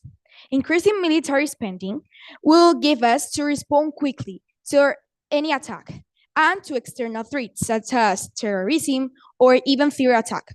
Also, we can fight aggression from hostile nations. But if we don't have that, we won't have we will bring to our continent, to Europe, war and more conflicts, not peace. Well, according to Harvard, the strongest military capability support diplomacy, and nations who have more power and more credible forces can lead us to new negotiations and to better able to deter any conflicts that we can have. Also, the NATO article said that investigating the events can protect us to surprise attacks. For example, we can have in defense of national security or even EU-wide relations. Well, we want to say that this isn't about the moral values. It is about data and numbers, not about moral values. Well, also, I have to say that if we don't have this defense that I said before, or even this response to quick attacks, will bring us more wars or more conflicts and not peace for our world. Thank you.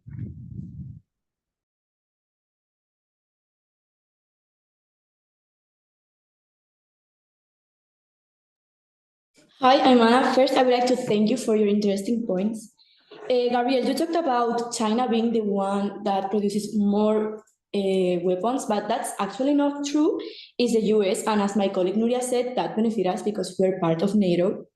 Also, Noah said that we need to produce more arms, but there are more wars than the armed ones, the cyber attacks and things like that. The creation of the EU was based not only in the economic sector, but also in the protection. According to the founding principle that is reflected in the Treaty of Lisbon, we created the EU to prevent wars. if we increase the military budget, we will be repeating history as in World War I, when the countries shot themselves in an arms race, and people, when someone see another country increasing their military budget, are gonna do the same. So we're gonna see all of ourselves as enemies, as not as friends, as we are in the European Union. Also, we obviously want to protect our country. We're not saying that we want to eliminate the military budget, but encouraging the spending in weapons and producing more is it's a form of fear-mongering, which you know what it means. It's actually causing fear just because you want to. So we don't want to fall in that threats. We want to be in a peaceful environment as we are right now, because if you know, you know. So not everything is black and white, there's always color, and here we have to look more than in the words. So thank you very much.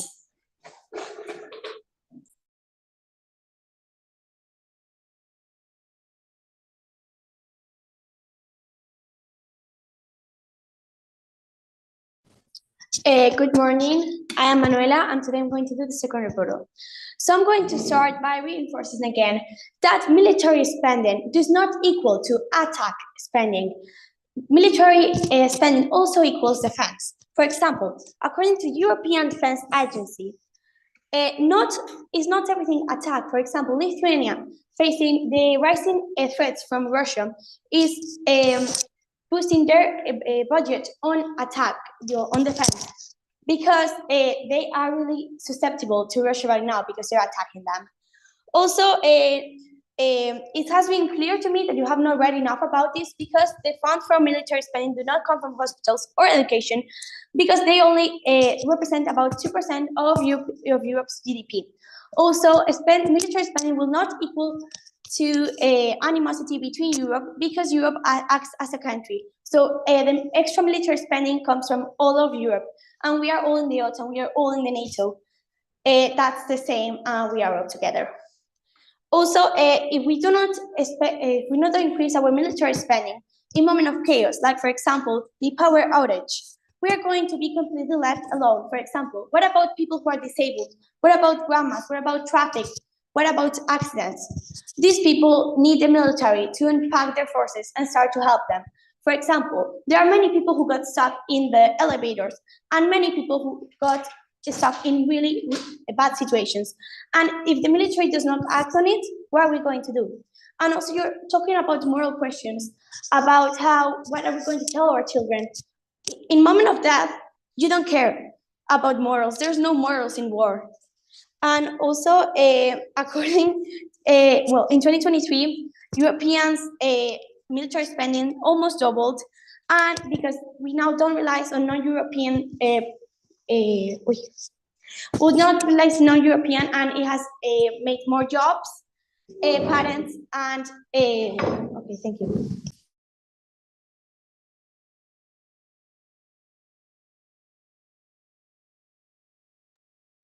Okay, first of all, I would like to start saying thank you for all your interventions. They have been great, but my team and I still have to stick to our initial position, in which we say military spending in Europe might lead to conflicts instead of peace.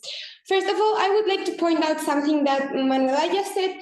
I would like to remind you that our team is defending that we shouldn't increase the military budgets. We are not saying we should completely delay them. Also, you talked about Europe having like the 2% of Europe spending. It's the one invest in military budgets, and that's true. That's what is happening right now. But it is because we are not increasing it. If we did, then this percentage would also increase, and we wouldn't be able to use it in other sectors such as education or healthcare, which is what my colleagues have been saying. Also, I would like to talk about something that Gabriel said in the introduction. We see the tendency you showed us, but that's exactly what you're saying. You claim that because other countries such as US is investing lots of money in military budgets, we should do the same. That's the arms race we are talking about. It's a cycle in which other countries see us as enemies and not as friends. I would also like to point out what Noah said. She said that increasing military budget would prepare us for a quickly respond to an attack, but it would prepare us for a quickly respond to attack in an aggressive way with weapons. And how does exactly that matches with what you said about leading us to peace? Now I would like to summarize what my colleagues said. First of all, we have, if we increase the military budget, we have more weapons, and then we are more likely to use them.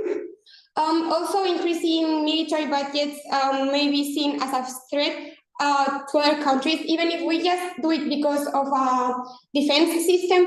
Other countries would interpret it as an attack.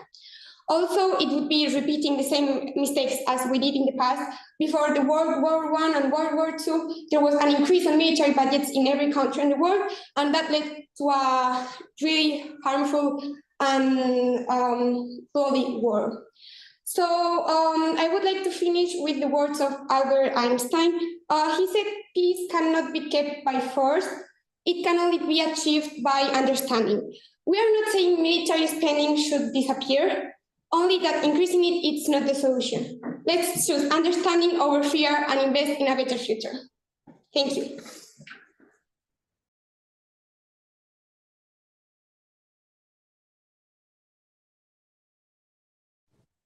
Can I go now? Yeah, well, I'm Diego, and today I'll be doing the conclusion. Well, first, I just want to go back a little bit on what you've been saying. Basically, I just want to know, for the last 20 minutes, you've been defending that you really think that by leaving ourselves unprotected, we will really stop conflict. Well, we've seen throughout history that this is not how it works. Obviously, if you're weak, everyone will go against you. And that's something that we really don't want to be. As a very big power, like we are, the European Union, we have enough money in order to keep ourselves completely safe. And citizens should not be suffering because the government wants to invest in some other type of things. Eva, you've mentioned before that money for military spending needs to come from somewhere else. But we've seen throughout history many times some countries, for example, Germany, investing in armies. This can create a lot of jobs, which can really boost the economy in those countries. And you can really reinvest that kind of money in something else. You've been saying, for example, healthcare, you've been saying public transport, those kind of things. Where do you think that money comes from? That's from boosting your own country economy. And that's something that you can really do by opening factories and giving employment to everyone. So the economy doesn't stop at all. Noah also talked about that ability that you need to have in order to respond or defend. Just in case something happens, we're not saying it should have to, but just in case something happens, you always have to be ready because you don't want to leave your whole country completely weak and completely unprotected. It's not only useful if they attack you, but also we've seen that in the use of diplomacy, we all know that countries with the strongest armies always have way more power negotiating. Because obviously that's a very big leverage that you have in whenever you're negotiating with another big power. If they know you're weak, they can take advantage of you, even in economic trading or in whatever aspect of politics they want.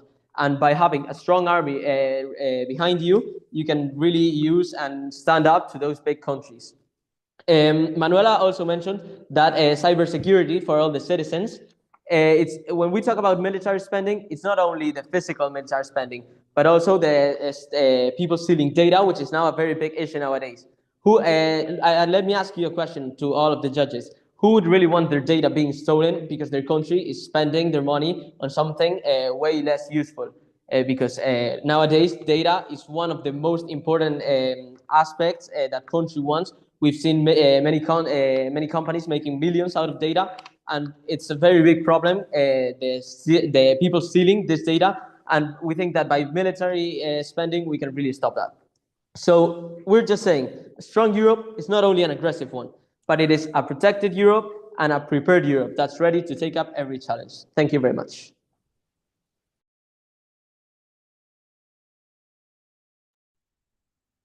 All right, well done. Excellent debate. Well done to both teams, to all of you, 8 individually, okay, 8 individual students. Well done to each and every one of you. It was a really, really strong debate by 2 extremely strong teams with some excellent points, of course, that you made. The only thing left to do now is to deliberate. So I think that my colleague Monica will come back in. Yeah. Sí, estoy aquí con ellos. Sí, Chris, Perfect. estoy aquí con ellos. Iros a deliberar. Os damos esos 10 minutillos y me quedo con ellos y voy hablando un poco, a ver que me cuenten cómo lo han sentido. Bueno, el tema era, ¿no? ¿Cómo habéis sentido? Hay temas que son más bonitos o otros, ¿no? Pero ponerse en contra o a favor de estos temas es, sobre todo, para la gente que escucha, quiero que sepáis que se han puesto en contra o a favor simplemente porque les ha tocado como opción, que no son sus pensamientos individuales como persona. Pero bueno, ¿qué tal? ¿Cómo lo habéis sentido? Cuando lo habéis preparado, ¿ha sido complicado este tema o más o menos habéis preparado, sabíais algo sobre él? Bueno, yo creo que es un tema bastante actual y eso en parte nos ha ayudado a prepararnos y aunque, pues eso, no apoyamos a veces la posición en la que, digamos, estamos de verdad, pues yo creo que los datos y el resto de frases, de gráficas, de evidencias nos ayudan un poco y eso está muy bien. Está muy bien. ¿Y vosotras, chicas de Codema, qué tal os habéis sentido? Bueno, es un tema que en verdad sí que es bastante reciente. Entonces, cada una tenía ya nuestras opiniones formadas y como ha dicho Gabriel, es difícil adaptarse a la posición que te toque aunque no la defiendas. Pero además hemos descubierto muchas cosas que de otra forma no habríamos tenido en cuenta si no hubiésemos llegado a investigar sobre el tema. Bueno, muy bien. Esa parte me gusta, ¿no? Es decir, una es que es un tema de actualidad, por tanto, vosotros que sois adolescentes y podíais decir, bueno, pues no conozco, ¿no? Y el hecho de participar en un debate te hace estar atento a las noticias y demás, ¿no? La otra, el tener que investigar y no quedarte con el titular de un periódico, el titular de algo en que has visto en televisión, en redes sociales, y con ese titular pues creer, ¿no? Sino porque cuando empiezas a investigar y tienes que ponerte a favor o en contra, te das cuenta verdaderamente de la noticia, ¿no? Y de qué envergadura tiene. Y la otra cosa importante es que os tenéis que poner de acuerdo entre 4, que aunque estéis en contra o a favor, cada uno tiene sus argumentos y ahí es una parte de cooperar, ¿no? Y de colaborar y de poneros a favor de cómo lo vais a defender la posición que os ha tocado, ¿no? Así que felicidades, ¿vale? No solo por este debate, que tenéis muchos encima, que habéis realizado ya, creo que este es el 5.º que habéis hecho. Así que felicidades por haber llegado hasta aquí. Empezasteis 14 colegios. Esta mañana hemos empezado a las 10, que erais 8. Ahora ya solo quedáis 4. Y ahora vamos a decidir uno de los dos, ¿no? Bueno, yo no, gracias a Dios, no me ha tocado ese papel de decidir cuál de vosotros sois. Sabéis que la decisión los jueces no la toman a la ligera, sino que ellos tienen una rúbrica y en base a esa rúbrica y diferentes parámetros, ellos van dando puntuación, ¿no? Tanto una puntuación individual como una puntuación de grupo, como esa puntuación al gráfico que habéis entregado de cómo ibais a organizar vuestras ideas, ¿no? Y esa parte de investigación que explicaba Codema. Bueno, a ver, ahora habrá uno que seguirá, uno de vosotros, uno de los dos equipos, va a seguir y va a tener un último debate, ¿vale? Y otro le tendremos que despedir aquí. Evidentemente le vamos a felicitar porque ha llegado hasta aquí, ¿no? ¿Lo vais a celebrar? ¿Sí? ¿No? ¿Cómo lo vais a celebrar, chicos? ¿Qué habéis pensado? ¿Habéis hecho alguna propuesta de hoy ganemos o perdemos, vamos a? ¿Sí o no? Las chicas de Codema, ¿qué habéis pensado? ¿Lo vais a celebrar? ¿Quedéis como quedéis? Bueno, pues nosotras, sí, aunque ganemos o perdamos, vamos a ir primero a casa para descansar, que llevamos mucho tiempo preparándolo, y luego ya pues quedar todas un día para celebrarlo, aunque no ganemos. Pues lo importante es intentarlo. Ahí está. Y sobre todo, el celebrar que habéis llegado hasta aquí. O salga lo que salga, al menos habéis llegado hasta aquí. Y vosotros, de Virgen de Mirasierra, habéis llegado hasta aquí y si pasáis o no, ¿lo vais a celebrar? Tú. Bueno, ¿Qué le voy a pues decir a nosotros Diego? sí hemos pensado que, bueno, si, sobre todo si ganamos, pues nos iremos ahora a comer o a hacer algo así todos juntos. Ya decidiremos ahora. Y si no, bueno, pues probablemente hagamos algo también, aunque no sea irnos a algún sitio tan interesante, pues a lo mejor a comer sí, ya solo hemos conseguido llegar hasta la semifinal, oye, que está muy Claro bien. que sí. ¿Os han apoyado los demás compañeros de clase? ¿Sabéis si están ahí en el chat o viéndos? ¿O vuestras familias? ¿Os sentís apoyados por la gente que os rodea, ya sean amigos, familias, profesores? ¿Sí? ¿Creéis que os ayuda eso? Tener a vuestro coach, a vuestro profesor, ¿os ha hecho acercaros más a él? En nuestro caso tenemos a amigos y familiares viéndonos y creemos que toda esta experiencia nos ha acercado a todos, tanto a los profesores que nos han ayudado como a nosotras, que igual no nos conocíamos también antes, y obviamente nuestros amigos, tanto que están viéndonos ahora, nos han apoyado durante todo el proceso, dándonos ideas, ayudándonos a practicar y cosas así, así que estamos muy agradecidas con todos. Muy bien, ¿no? ¿Y vosotros en Virgen de Mirasierra? Pues ahora mismo la gran mayoría de mi familia lo está viendo y con Pam, que es la coach, nos está ayudando un montón con todo. Bueno, muy bien. Bueno, podemos hacer como esto que hacen en la tele de saludo a mi familia para decirle saludo a mi madre, a mi padre. Pues os dejamos saludar, hacer así, que les saludéis a todos, que tienen que estar muy orgullosos de vosotros, ¿vale? Que no tenemos que olvidar que sois muy jóvenes, ¿eh? Y os estáis enfrentando a debatir sobre temas de actualidad y en vuestro caso que ha salido un tema muy relacionado con la política también, que a veces debatir sobre temas menos comprometidos, pues son más fáciles, ¿no? Así que excelente trabajo de búsqueda de información. Yo, mira, me tenéis aquí en la chuleta que me he ido apuntando frases que decíais y demás que yo no hago de juez, pero me gusta escuchar estar ahí. Uy, uy, uy, que ya tenemos a Cris aquí. Okay. Bueno, Cris, Muchas cuéntanos. gracias, Mónica. Nada, a Okay, vosotros. so we have come to our conclusion. Of course, it was an excellent debate. You could both be finalists. The truth is, you both teams could be finalists. You're both excellent at debating.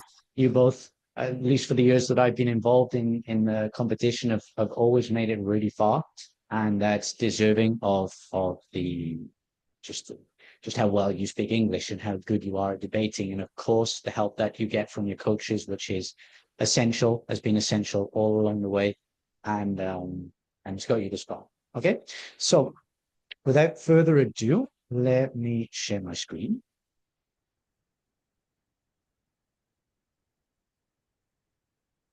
Bueno, ¿preparados?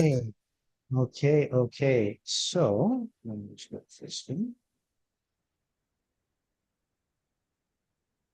Okay, so the winner of the semifinal debate is Virgen de Wow. Mirasierra.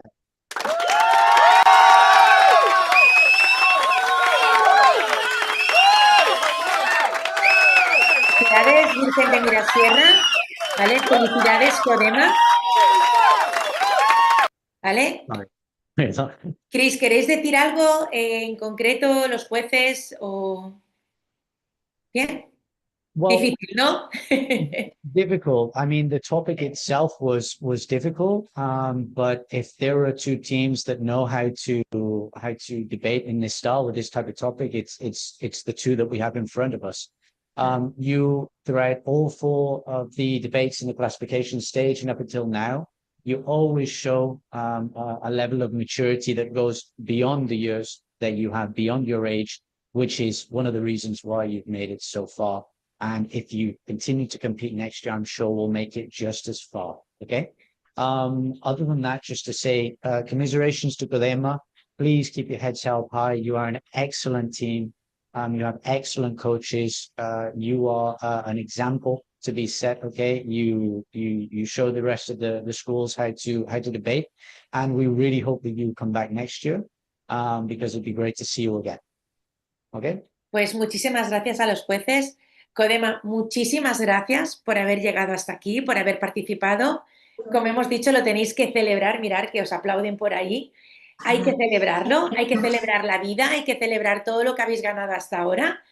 Y gracias porque toda esta liga de debate necesitábamos colegios que participaran y vosotros lo habéis hecho y os habéis quedado a las puertas ahí de la final. Muchísimas gracias. ¿Queréis decir algo más? Perdón. Yes, thank you very much to all of you and congratulations to the other team.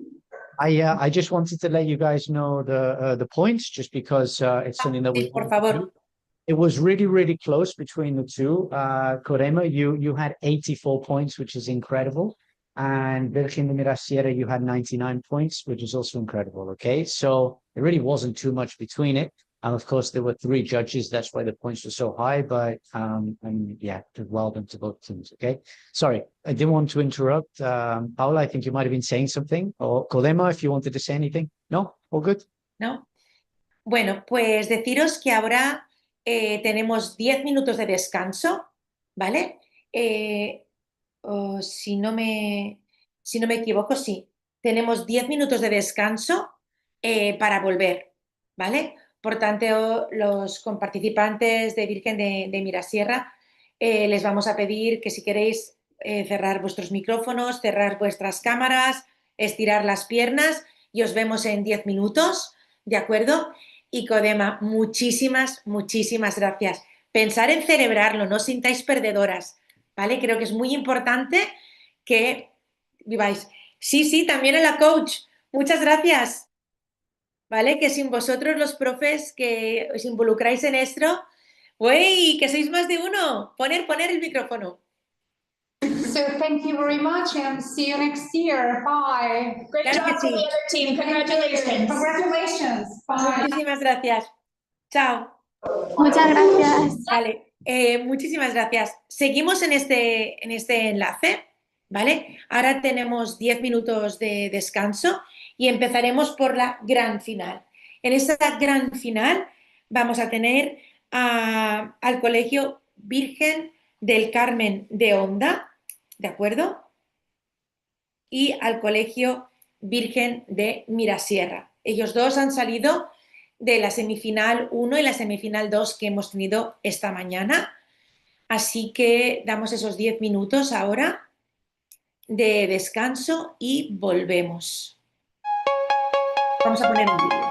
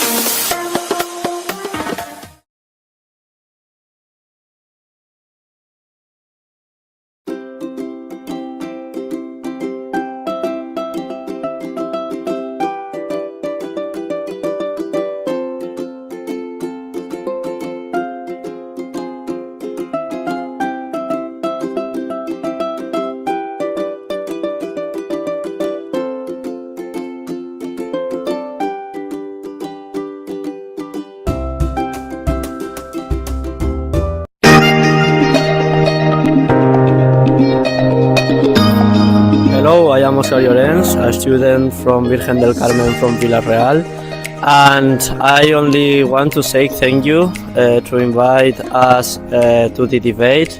And now my colleagues will explain what it means, the debate from us. From us, the debate has been an opportunity, a very good experience to grow up like a student and to improve our language skills. Hi, this is my first year here in the Debate League, and if I had to say something, I would say a lot of things.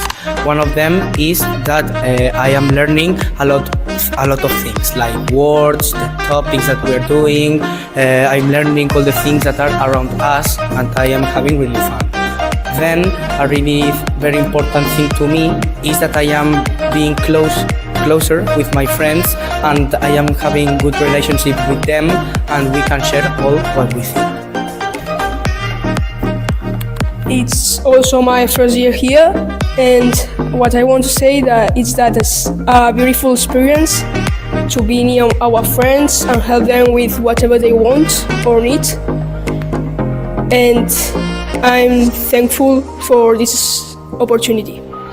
For me, the debate has been a really good opportunity to increase my teamwork skills, my confidence while talking, and, moreover, to learn more vocabulary from different topics. For me, the Debate League has been a very big opportunity to improve my English skills and to increase my cultural enrichment, thanks to the different topics that we told during the different debates that we did. It also helped me to grow my confidence while I'm talking English in front of people that I don't know them. For me, the Debate League has been a good opportunity to learn how to work in a team. Also, has helped me to defend my opinions in front of people that have other point of view. For me, the Debate League has been a big opportunity to boost my self-confidence when speaking in English. Also, it has helped me to improve my English level. It has been a great opportunity, and definitely I would repeat it. Well, I don't think that I need to add anything else to what my classmate said. We are really grateful because in participating in these debates, because we improve as a person and also in English. We are preparing these upcoming debates and see you on the 31st of May. Thanks.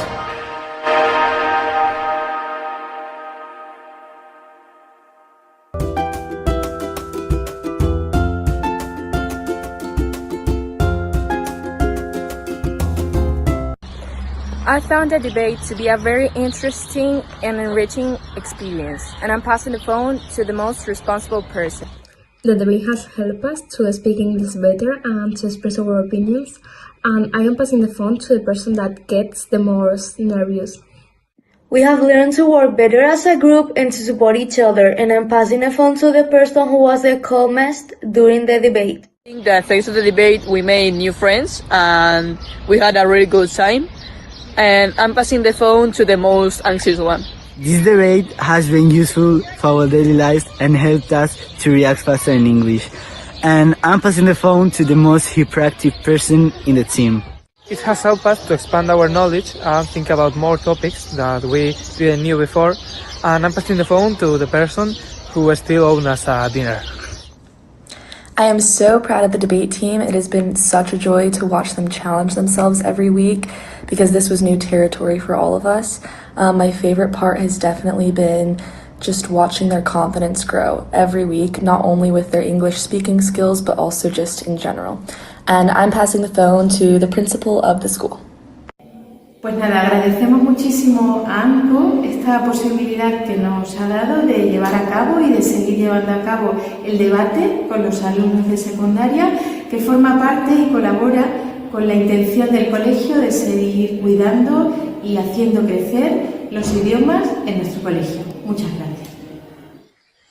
Las familias estamos súper contentas con el resultado que ha dado el debate de Tangram semana tras semana. La preparación, la implicación que ha tenido en ellos y el trabajo de los profesores para que todo esto saliera fenomenal.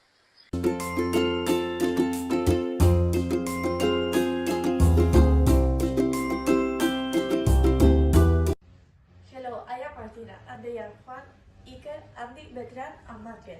We are participants in the 2025 Tango Debate League, and this is our first time taking part in this amazing contest, and we are very grateful of making it to the finals.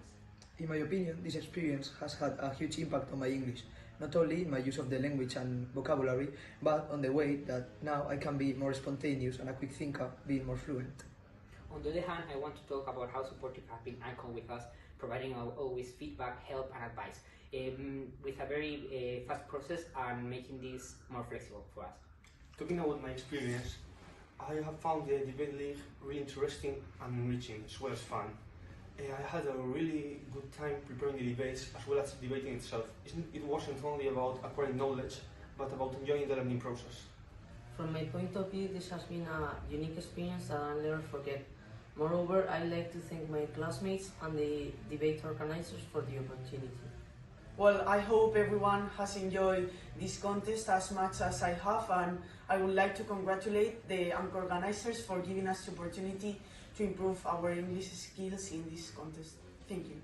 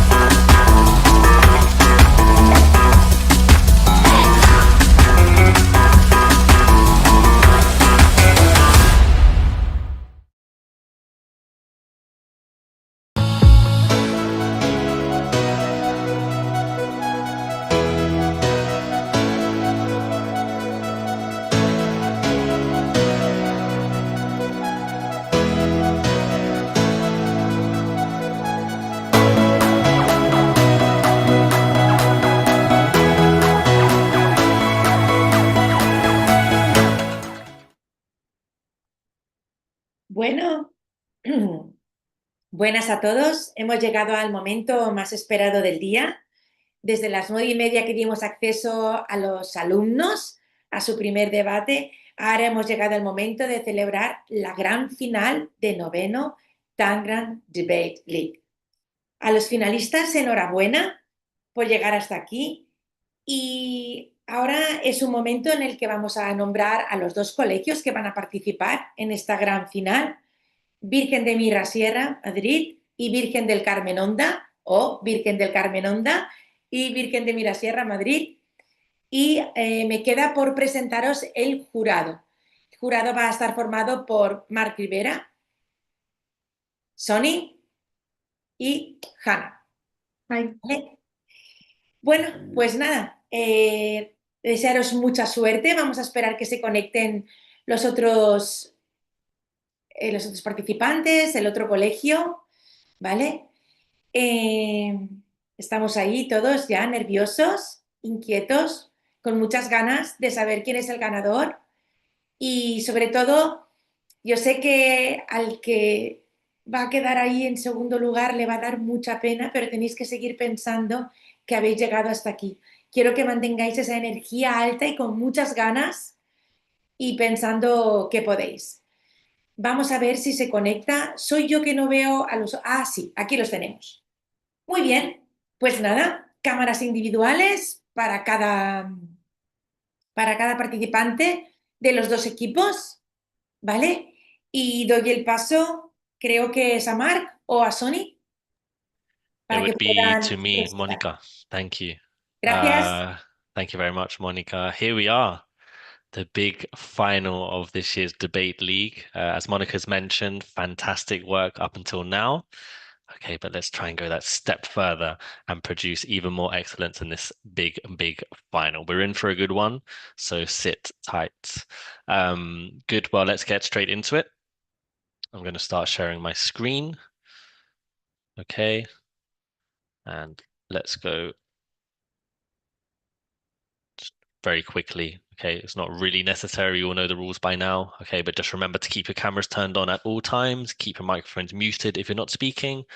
Introduction 3 minutes, rebuttal 2 minutes each, conclusion 3 minutes. There are 3 judges, as Monica has pointed out, 120 points up for grabs. Boosters are also available, and of course, penalties. All right. Shortly, we'll be sending you for your 10 minutes preparation time.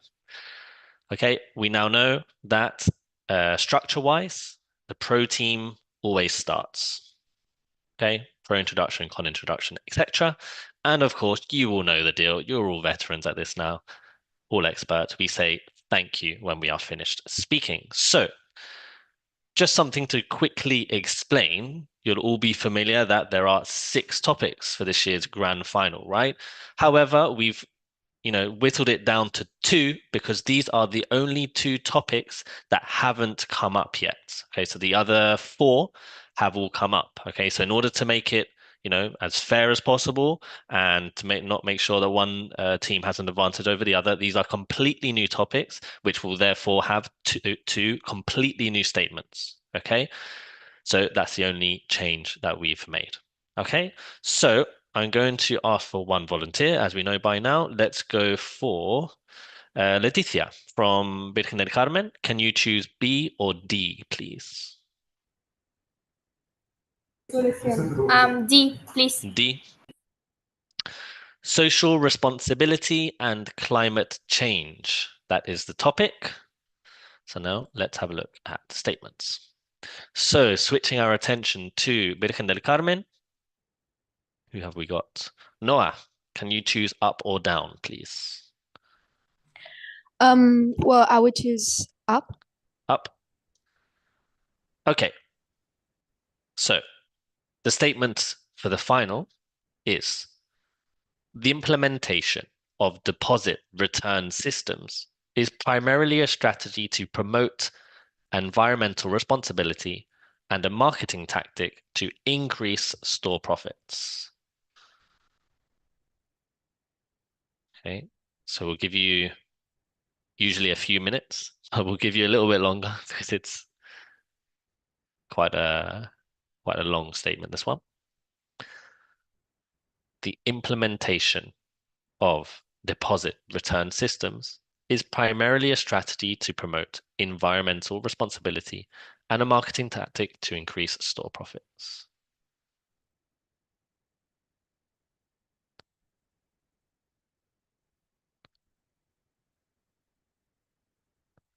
Okay, and as always, just give me a thumbs up in the cameras when you've got it written down.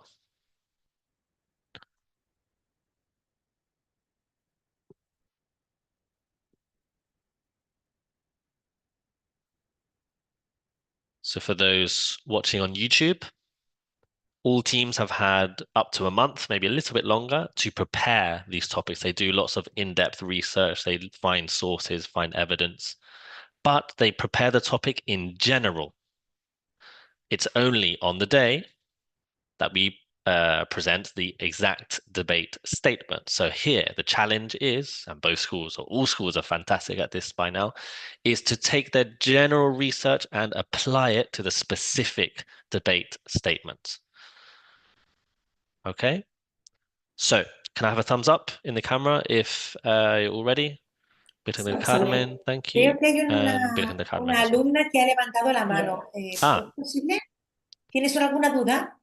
Yes, isn't both terms on the statement contradicting each other? The implementation of deposit return systems is primarily a strategy to promote environmental responsibility and a marketing tactic to increase store profits.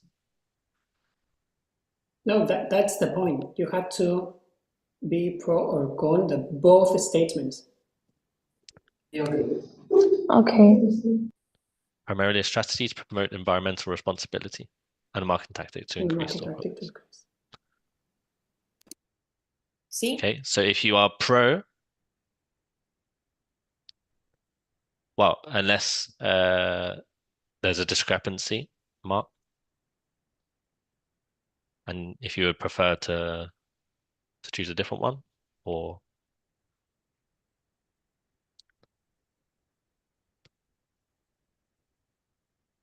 Seguimos.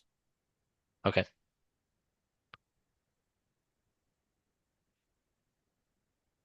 Okay.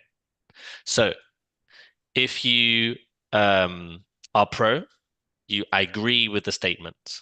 So you believe that deposit return systems are primarily a strategy to promote environmental responsibility and therefore a marketing tactic to increase store profits.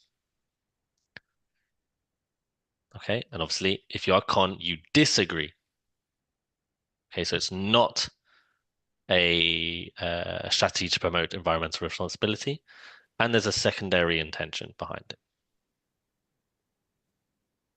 Okay, so let's go to pro and con. Can I have Pamela as one of the coaches today? Good Can you morning, choose Sunny. 1, 2, 3, or 4? Morning. All right, I'll choose number 3. Number 3.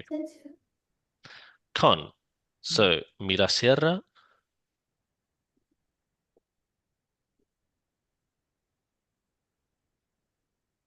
You are con, which means Virgen del Carmen Onda.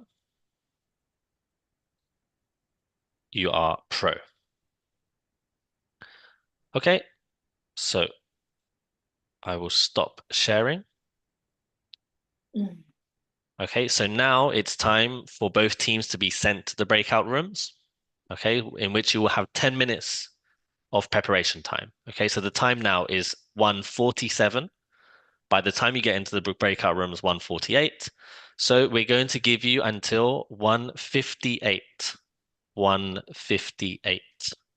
Okay, best of luck to both teams with their preparation. Adelante. Mucha suerte, chicos. Mucha suerte a todos.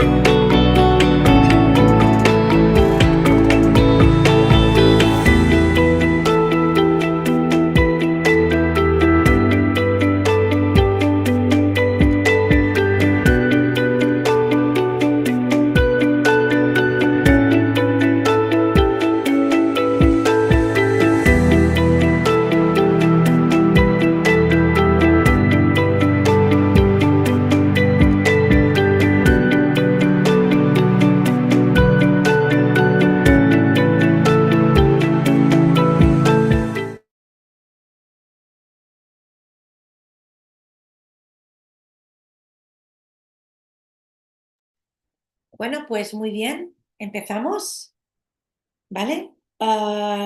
Estamos listos para arrancar esta final.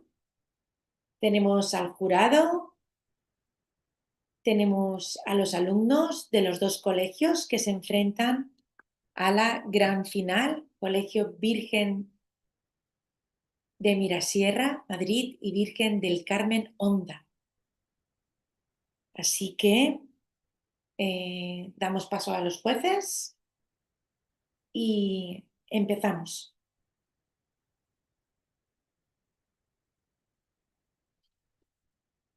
Mucha suerte a los dos equipos, mucha suerte a mis compañeros jueces, que no es fácil rellenar esa rúbrica para poner esas puntuaciones y valorar quién de vosotros, ¿no? Lo hemos visto durante toda la mañana, puntuaciones muy, muy ajustadas, porque sois muy buenos debatiendo. Si habéis llegado hasta aquí es porque sois muy buenos. A Manuela de Mirasierra, sí, le dices a tus compañeros que se conecten ya. El jurado lo tenemos todos. Nos falta alguien del jurado y podremos empezar. Muy bien, Sony, te cedo la palabra y arrancas. Thank you very much. Okay, so yes, it's not an easy topic and it's not an easy statement, guys and girls. Okay, so maximum concentration. I all know you're very capable of doing it. You've done your research. Okay, so now you just have to apply it to the specific debate statement. Okay, it's true that there are two parts to the statement, we could say. Okay, so primarily a strategy to promote environmental responsibility would be one, and the second one, a marketing tactic to increase store profits. Okay, so you either agree with both of them or you disagree with both of them. Okay, so they are slightly linked, okay, and that's where the challenge is, okay? So I wish both schools the best of luck. Okay, let me just get the timer ready. Okay, so Virgen del Carmen, are you ready? Yeah. So when you start speaking, I will start the timer. Judges, I'll be ready. Mark, Hannah? Yep, cool. Thank you. Ready. Hello, So everyone. when you're ready, you can start. I'm sorry. Hello, everyone. My name is Saye, and today I'm with my mate Nora. She's going to do the first refusal. Then we have Natalia. She's going to do the second one. And last but not least, we have Leticia. She's going to sum up everything we are going to talk about.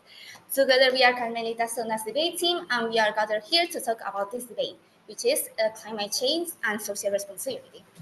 We all know that climate change has been one of the hugest problems in our daily world.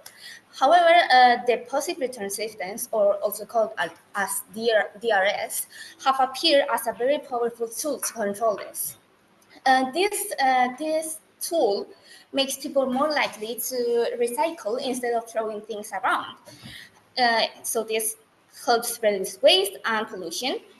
This has also created for businesses a very smart marketing move.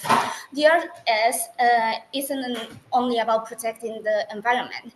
This has appeared for marketing strategies and for businesses. If businesses show that they care about pollution, this will attract customers that are supporting eco-friendly products. So this also benefits the business because it also collects the used containers so that they won't have to buy new ones. This system has two main purposes. One, the first one is obviously to protect the planet, and the second one is this gives businesses a great opportunity to show that they are quite onto it to protect the environment, and this is a great marketing use for them. It's basically a win-win situation for both. And now I would like to say a quote that says deposit return systems have proven to be the most effective and sustainable way to move towards a circular economy, ensuring that no waste is leaked into the environment. So as this quote says, DRS plays a crucial role into shaping the economy and environment of our daily world. This can reduce waste in huge ways, and it also promotes sustainability. And that's everything from me. Thank you.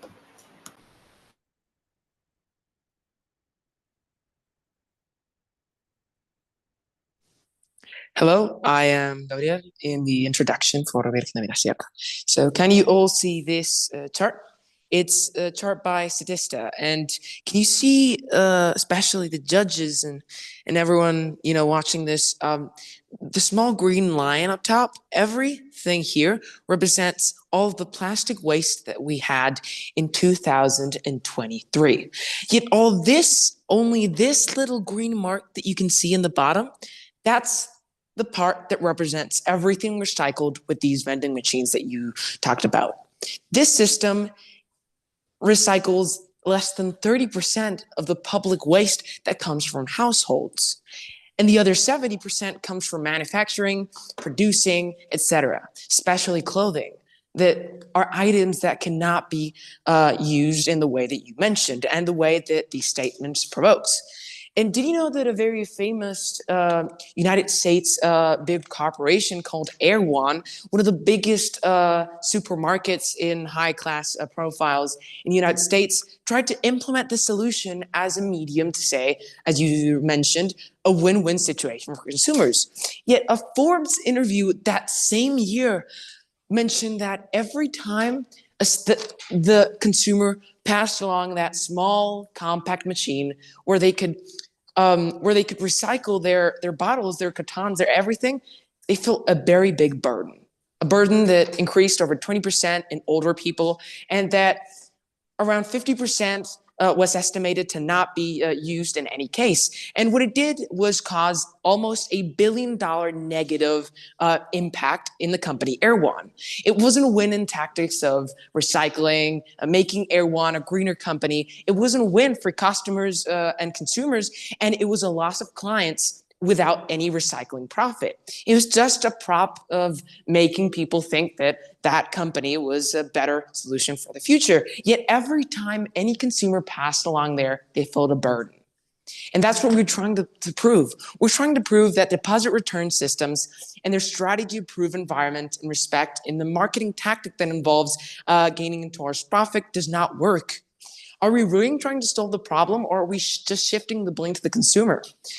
This gives a false sense of progress, a logistical burden on citizens, and it has a very high implementation cost. It has gone in countries like Spain, France, Italy, yet it has never worked because it just gives a burden to the people that's buying, the people that's recycling, and a society in general. So let's shift the focus in what we see as recycling, as doing something better for the environment.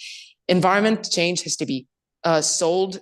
No, it has to be educated since we are little. It has to be implemented on someone's mind, on someone's society, on someone's belief to do the better.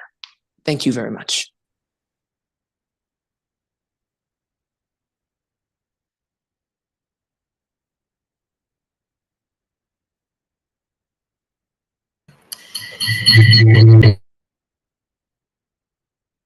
Thanks, Gabriel. I understand your point, but what you have said isn't true.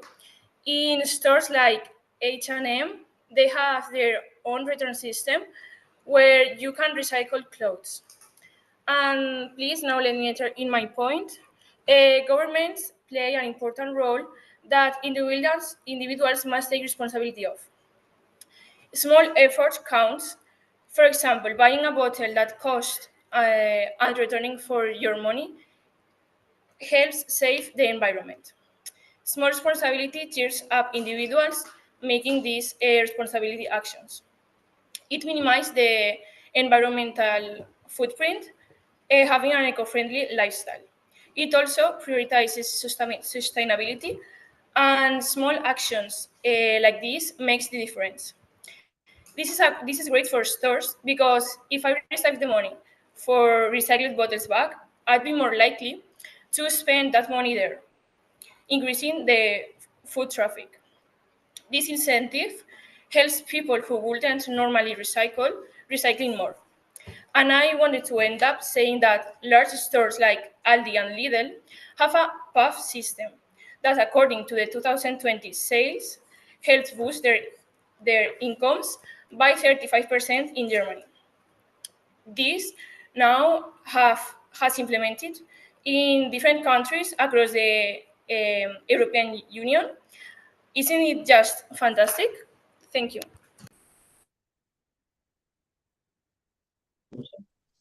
Hi, my name is Noah, and today I'm going to do the first award. Well, let me start by saying that deposit return systems has a minimal impact, and let me explain why.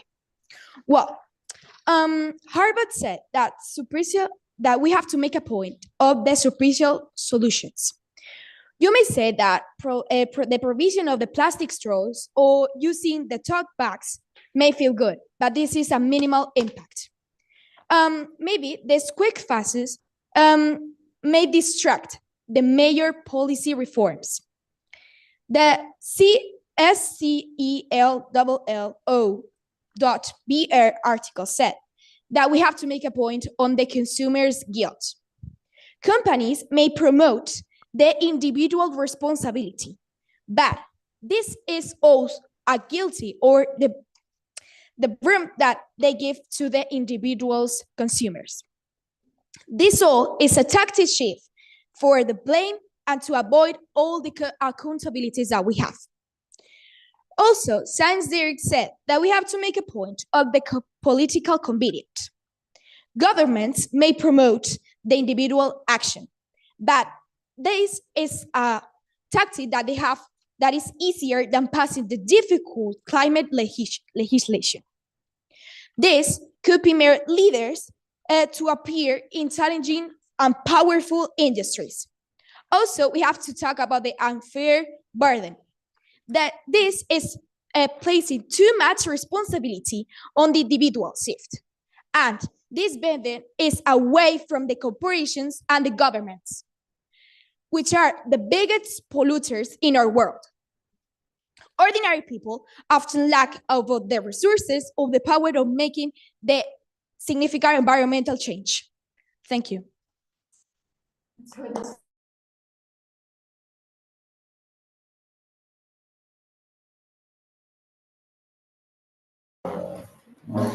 Thank you, Noah. To begin with my, To begin with my point, I would like to explain it a little better.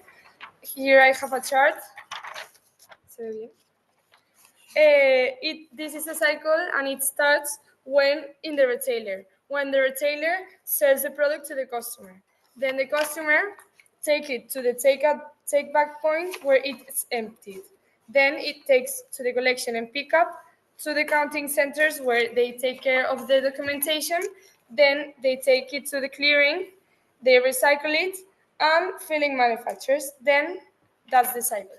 So this brings back many benefits. According to Zero Waste Europe, deposit return systems can achieve 90% separate collection rates. It's one of the most effective waste management strategies. So to start with the benefits, I would like to start with the encouragement of recycling, how it encourages everyone to have this initiative of recycling. So DRS, which is deposit return systems, motivate customers to return bottles and cans, leading to high recycling rates and reducing waste in landfills. It also, speaking like environmentally, it cuts carbon emissions, recycling used containers, which requires less energy compared to producing new ones. So it lowers overall carbon emissions and contributes to sustainability goals which are nowadays implemented. And markedly speaking, like from marketing, it attracts more customers and it improves the image of one's brand. Thank you.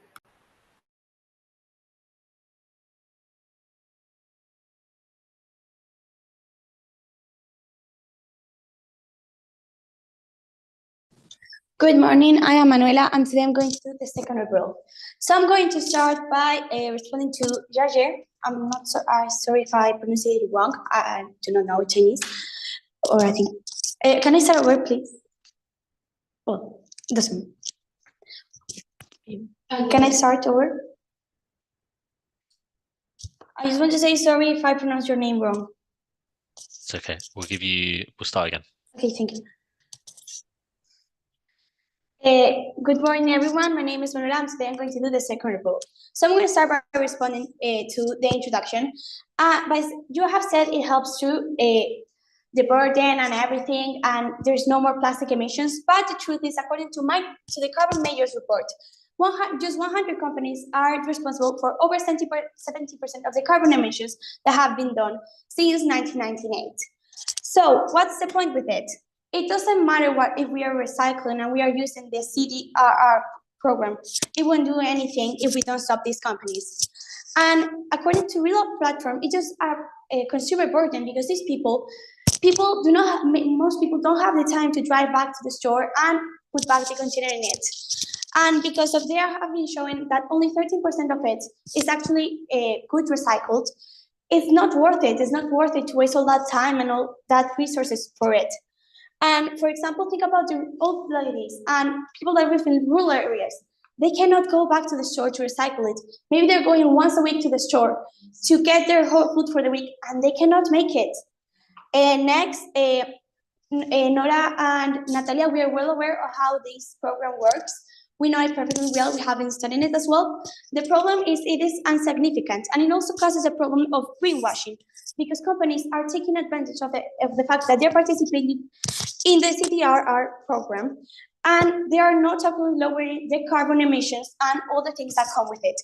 They are not actually making any progress and are still making the same carbon emissions, not fixing their problems, and are just shifting the blame to the actual consumers when we have seen before that can only lose less than 30% of all the damage. And lastly, according to EcoChain, it can cause a of false progress because using plastic straw, paper straws and paper cups is not actually what's making the problem. They are just so insignificant and such a little bit that they are making us feel bad for it when we can really do anything about it. Thank you.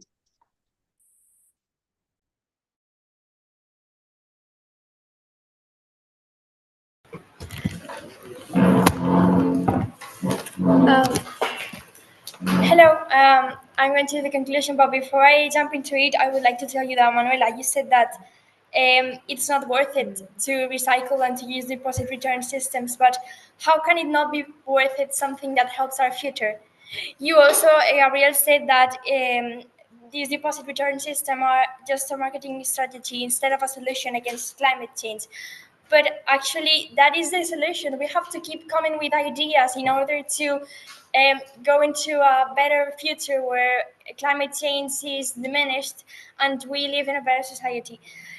How can you, I just don't know, because how can you say that these companies are just using these systems as a marketing strategy? Because they are using it indeed, but it's very beneficial because they have environmental benefits as well as marketing benefits, which benefits customers, the market, and most importantly, the environment. As my mate Natalia said, in her chart, she showed us all this amazing process in order to make our waste get a new life. And it is amazing how by recycling and by doing these small actions, as Nora said, we can help the environment and we can help not only ourselves, but everyone as doing all these small things. As Tayo said, businesses influence over people, and that is why we need deposit return systems, because this is an effortless marketing strategy that helps businesses and helps the customers. As the European Commission said, by incentivizing customers to return beverage containers, deposit return systems significantly increase recycling rates and reduce littering, contributing to a cleaner environment. This shows how everyone, no matter what, they can recycle due to this because they are incentivized, as Nora said. So we need to implement deposit return systems into our market and in every store, in every business, because we need to do these small actions as a society in order to provide a better future. And now I would like to say thank you from all of the Virgen del Carmen team to all the judges and the people watching. Thank you.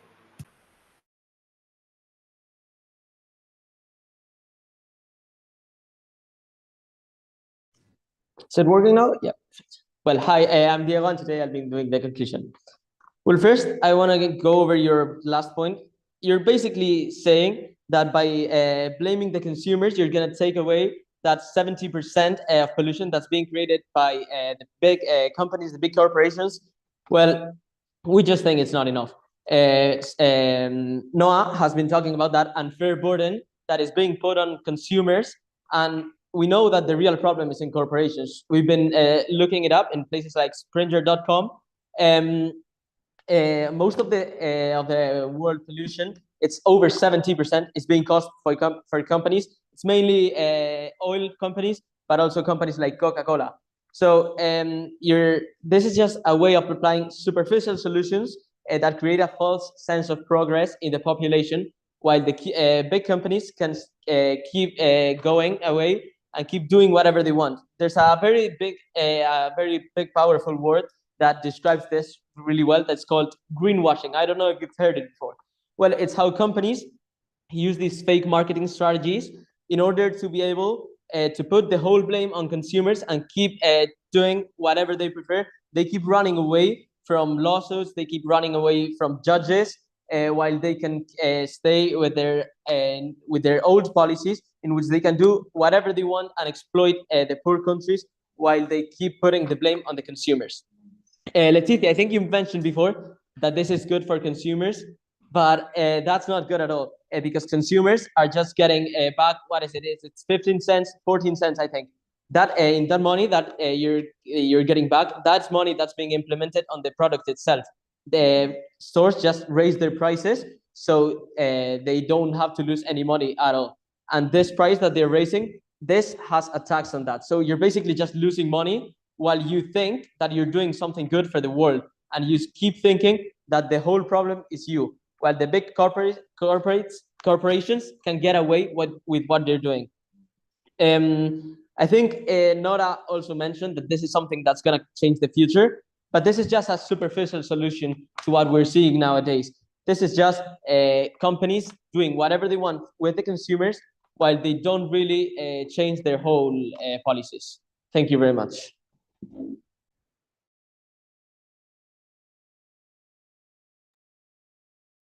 Okay, so that brings an end to the Debate League final. Sí. 24-25. Wow, Mónica. Wow. Wow, La verdad wow, es wow. que es increíble cómo han debatido. Así que ahora os toca lo duro a vosotros. Definitely. ¿Vale? Al jurado, a Marc, a Hannah, a Sony, os dejamos ahí. Yeah.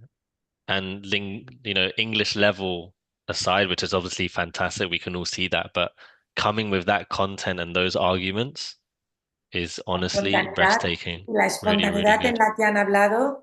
Yeah, on the spot counter arguments, just the points themselves. It's really not an easy topic.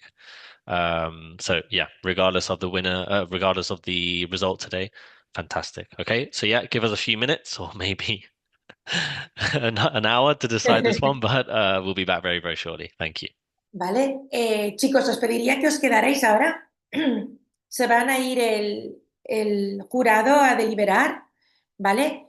Pero nos vamos a quedar nosotros para comentar un poco la jugada. Tenemos también a Silvia, que ha sido parte del jurado en otra ocasión, no en este, para hacerlo totalmente neutral, pero sí que con ella queríamos hablar un poco con vosotros, ¿no? Anteriormente me habéis contado un poco vuestra experiencia en los otros debates que habéis ganado. Así que, Silvia, ¿qué nos propones? ¿Qué les podemos preguntar? Thank you. Well, just like we have done before, I'm going to ask you some questions about your experience so that now people at home can hear about your debates league experience. And so you can share with them in English what you think. Okay, so I'm going to start with Mira Sierra. Okay, so maybe I can start with Gabriel or Gabriel. Do you mind if I ask you a few questions? Voy a haceros una propuesta. Esto va a ser como una cápsula del tiempo. Imaginaros que dejáis un mensaje para los vuestros compañeros que el año que viene se pueden presentar al debate, ¿vale? Explicando vuestra experiencia. ¿Por qué creéis que ellos se deberían apuntar a esto? Well, that's the question. Thanks, Monica. That's the question I was going to ask. One of the questions I was going to ask. It's okay. Is you know, would you recommend, Gabriel, would you recommend this experience for other classmates in your school? Or what would you say to them if they weren't sure if they wanted to participate or not in the debate league? What would you tell them? Yeah, so last year I wasn't really sure if I wanted to participate or not. I had lots of doubts, but I'm really glad I ended up, you know, signing into the program and everything, because it's been really fun. Even if we don't win, it's just a very good experience to put into practice and you know speak and try to express yourselves in ways that are not very common, and opportunities like these, I feel like they're very rare, and once we have them, it's very important to, you know, to take take advantage of them, especially because we learn a lot in class. Mainly, it's taught by AMCO and Tangram as well, and the fact that we were able to put that into use with you know these incredible programs and debates is just really fun experience. So if you're doubting anything, I'll just try it because it's great. Yeah. Awesome. Thank you so much, Gabriel. Maybe I will ask Leticia from Onda a little bit about your experience and how have you been able to manage both, you know, your schoolwork and participating in the debates, and how has that been going with your teachers and all that? So it has been quite easier than I thought, because teachers have been very flexible and they have allowed us to skip many classes, and it hasn't interfered at all into schoolwork and that, but because we have been preparing it throughout all the course and all these months, so it has been more like a gradual process rather than skipping lots of things. Okay, good. We're glad that your school and your teachers have been supporting the debates team and league. Yes, awesome. That's awesome. Thank you so much. I'm going to go back to Mira Sierra. Maybe I'll ask Diego a few questions. Diego, can you talk a little bit about how you think your teammates have improved over the last few months in this debate league? Well, it's true that it seemed way harder at the beginning. We didn't really, like, only two of them had been here last year. So the rest of us, we didn't really know what we had to do. But it's true that Gabriela and Manuela, they've really helped us, guide us. Because at the beginning, we were all so nervous whenever we had to debate. Our research was not very good. We didn't have any sources. We lacked a lot of information. And it's true that with their help, they've been showing us. And Pablo and Alicia, that they're not here today, they're Noah, Pablo, and Alicia, and me, we've all been like they're small students. They've been teaching us mostly at the beginning how to do it step by step. And for example, in the debates, they're always telling us to keep calm. They're trying to take control of the situation because they are way more experienced than us. And I just want to say thank you to both of them. That's so nice that they were sharing their wisdom, no? And their experience to new teammates. Fantastic. Good. Maybe I will ask Nora from Onda. Nora, can you tell us about a little bit about your family and friends and how they have been supporting you throughout this league and in today's final, for example? Yes, hello. They have been confiding in me a lot, and also in the rest of my friends. They think that it's such a great experience, having a debate here in our school. We are very proud of it. And yes, they have confided in myself or in me since the beginning. So I'm very happy for that. Awesome. Thank you so much. And now I'm going to go back to maybe Noah from Amira Sierra. Noah, can you tell us a little bit about how your coach has helped the team along this way? Because I know there's been a lot of extra hours from your coach. So if you can talk about that a little bit. Well, Pam is an amazing coach, and she helped us in at every minute that we have of this experience. Well, we have meetings of 30 minutes, and in this 30 minutes, she was always helping us, giving us tips, and thanks to her, we are here. So I think that we are all grateful, and thank you to her.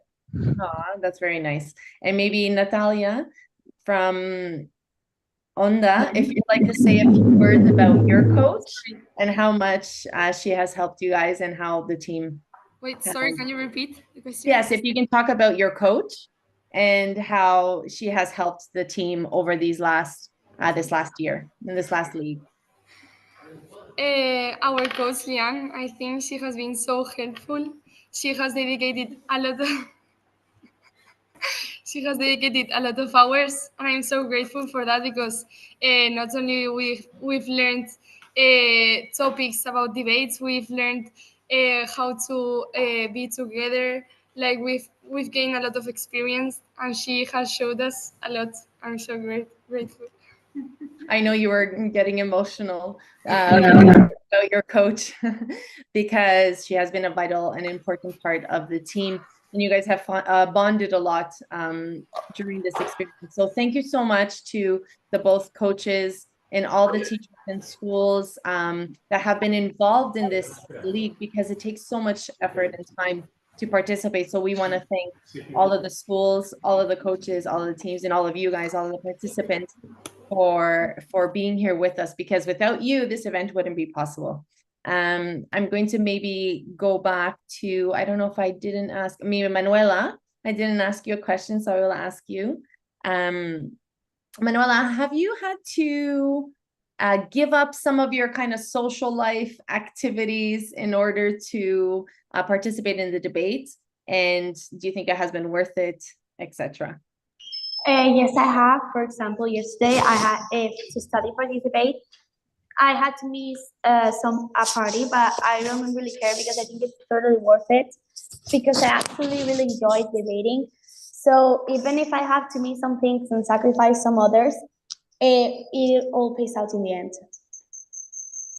Excellent. Awesome. Well, we're glad that you think it was worth it, because we think it was worth it as well. Good. And last, I'm going to ask Gia Wei from Virgen del Carmen, Onda, about how you think the skills that you have learned or that you've picked up during this league will help you in your future career, or if you decide to continue on your studies in university. How do you think this experience will help you in the future? Well, personally, I'm sorry. I personally believe that this debate has helped me a lot with my speaking skills, because before this, I wasn't really used to speak in front of everyone. I also think my accent is kind of weird because it's not Spanish. It's not, I don't know, it's like quite unusual to see. So I wasn't really confident about it. But being here, I learned that everything takes time. So I do believe this debate has helped me a lot, and it's definitely going to help me in the future. Well, thank you so much. And your accent is fantastic, just like everyone's accent is unique and makes them their own. So I see that the judges are back. So I'm going to let them take over and announce the winner. Congratulations to both teams. Gracias, Silvia. Me queda por decir una cosa antes de que nombremos al ganador, ¿vale? Me queda por deciros cuáles van a ser los premios de este 9º Tan Gran Debate League, ¿vale? El equipo ganador además del reconocimiento y el mérito por haber llegado hasta aquí, va a recibir un cheque de regalo de Amazon por valor de 200 euros para cada uno de los alumnos. Y el equipo finalista o segundo clasificado, que también ha demostrado un nivel excelente y un gran espíritu de equipo, recibirá un regalo, un cheque de Amazon de 100 euros por alumno, ¿vale? Lo digo porque no lo habíamos dicho antes y creo que ahora ha llegado el momento, antes de dar paso a que los miembros del jurado digan el colegio ganador, ¿vale? Sí, emociones a flor de piel, porque seguro que ha sido difícil debatir y nos lo habéis demostrado ahora, no solo hablando sobre un tema que podíais haber estudiado o demás, sino hablando de manera espontánea y haciendo ese buen uso del inglés. Así que adelante. Yes, thank you very much, Monica, and 100% agree. It's incredible the level of content that you've produced in the last 20 minutes of debating. Fantastic, 100%. Okay, but as we all know, there must be a winner, and we have come to a decision today. Okay, so without further ado, I will start sharing my screen, and we'll reveal today's winner. Redoble de tambores, cruzamos dedos.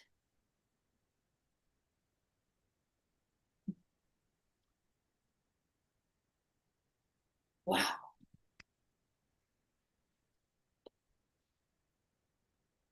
Bueno, pues tenemos al ganador de este 9º Liga de Debate al Colegio Virgen de Milasierra de Madrid. Sony, ¿nos podrías dar datos sobre cómo ha ido esa Of rúbrica, course. esa puntuación de los equipos? 100%. So, congratulations to Virgen de Mirasierra. You scored 109 points out of a maximum 120. So, fantastic work. Okay. Condolences to Virgen del Carmen Onda. But even so, you scored 98 points out of 120. So seriously give yourselves a pat on the back for absolutely outstanding work. Okay, so yes, our true condolences to Virgen del Carmen on that, but please keep your heads held very, very high. I can see Natalia smiling there. That's great to see. And Virgen del Carmen, you've done great, really, really good. And it's been an absolute pleasure to see, and Chris would also agree, the improvement from week 1 in the qualifying rounds all the way to the final. And honestly, it's been a pleasure to accompany both schools and all of the schools, of course, along the way. So thank you for making it a very special experience for us all. And obviously, congratulations to the winners, Virgen de Mirasierra. Well done. No sé si alguien del jurado quiere decir algo más, si no...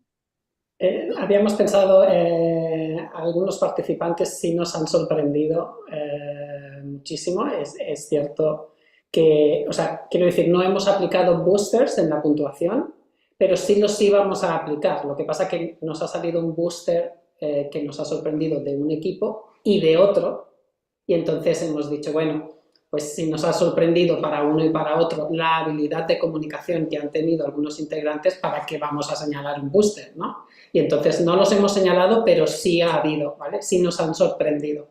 Los boosters es cuando está algo que tiene excelencia encima, te hace sentir, nos hace sentir. O sea, es como si yo no estoy de acuerdo, pero me convences, ¿sabes? Es como una emoción. Y queremos decir que sí ha habido en este debate ese enganche de convencimiento. O sea que felicidades a los dos, y deciros también que a lo largo de toda la mañana solo ha habido un tema del que no hemos hablado, o sea que sí hemos enlazado este tipo de acciones de cambio climático, si realmente lo son o no, o tienen que ver con la economía. Hemos también hablado a lo largo de la mañana de la edad legal para votar y por qué un menor de edad que tenga conciencia social puede o no votar en sociedad. Hemos hablado de los presupuestos europeos que están incrementando su gasto en el ejército, ¿no?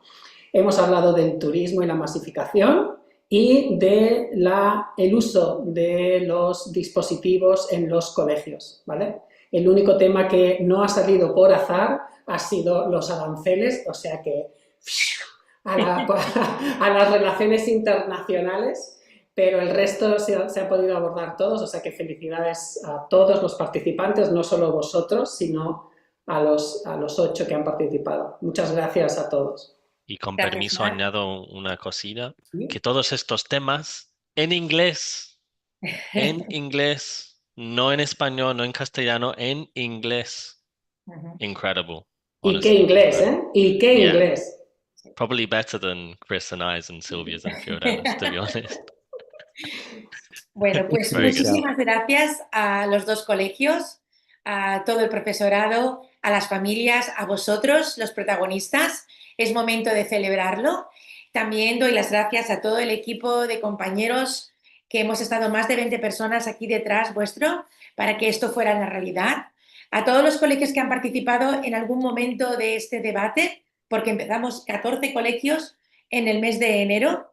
Y hoy en este momento estáis 2 presentes, así que felicidades. Esto solo puede ser realidad si vosotros participáis. Os invito a que el lunes en clase, en vuestros centros, en vuestros colegios, animéis a nuestros compañeros para que el año que viene vuelvan a participar, seáis vosotros o otros. Y nada más, deciros, ha sido una experiencia fantástica. Llevamos desde las 9 de la mañana aquí delante de la cámara. Y la verdad es que ha sido muy emocionante con los dos equipos. Creo que cuando habéis ganado la primera semifinal ya ha sido emocionante. Así que ahora, felicidades, os esperamos y muchísimas gracias por aprender con Mónica, nosotros. muchas gracias también a ti Nada. por la concentración y acompañarnos y guiarnos, ¿vale? Por ir pautando en cada momento. A vosotros, encantada, ¿vale? Felicidades, chicos, a todos. Abrazos. Muchas A gracias. celebrarlo. Muchas gracias. A celebrarlo. Muchas gracias. Adiós.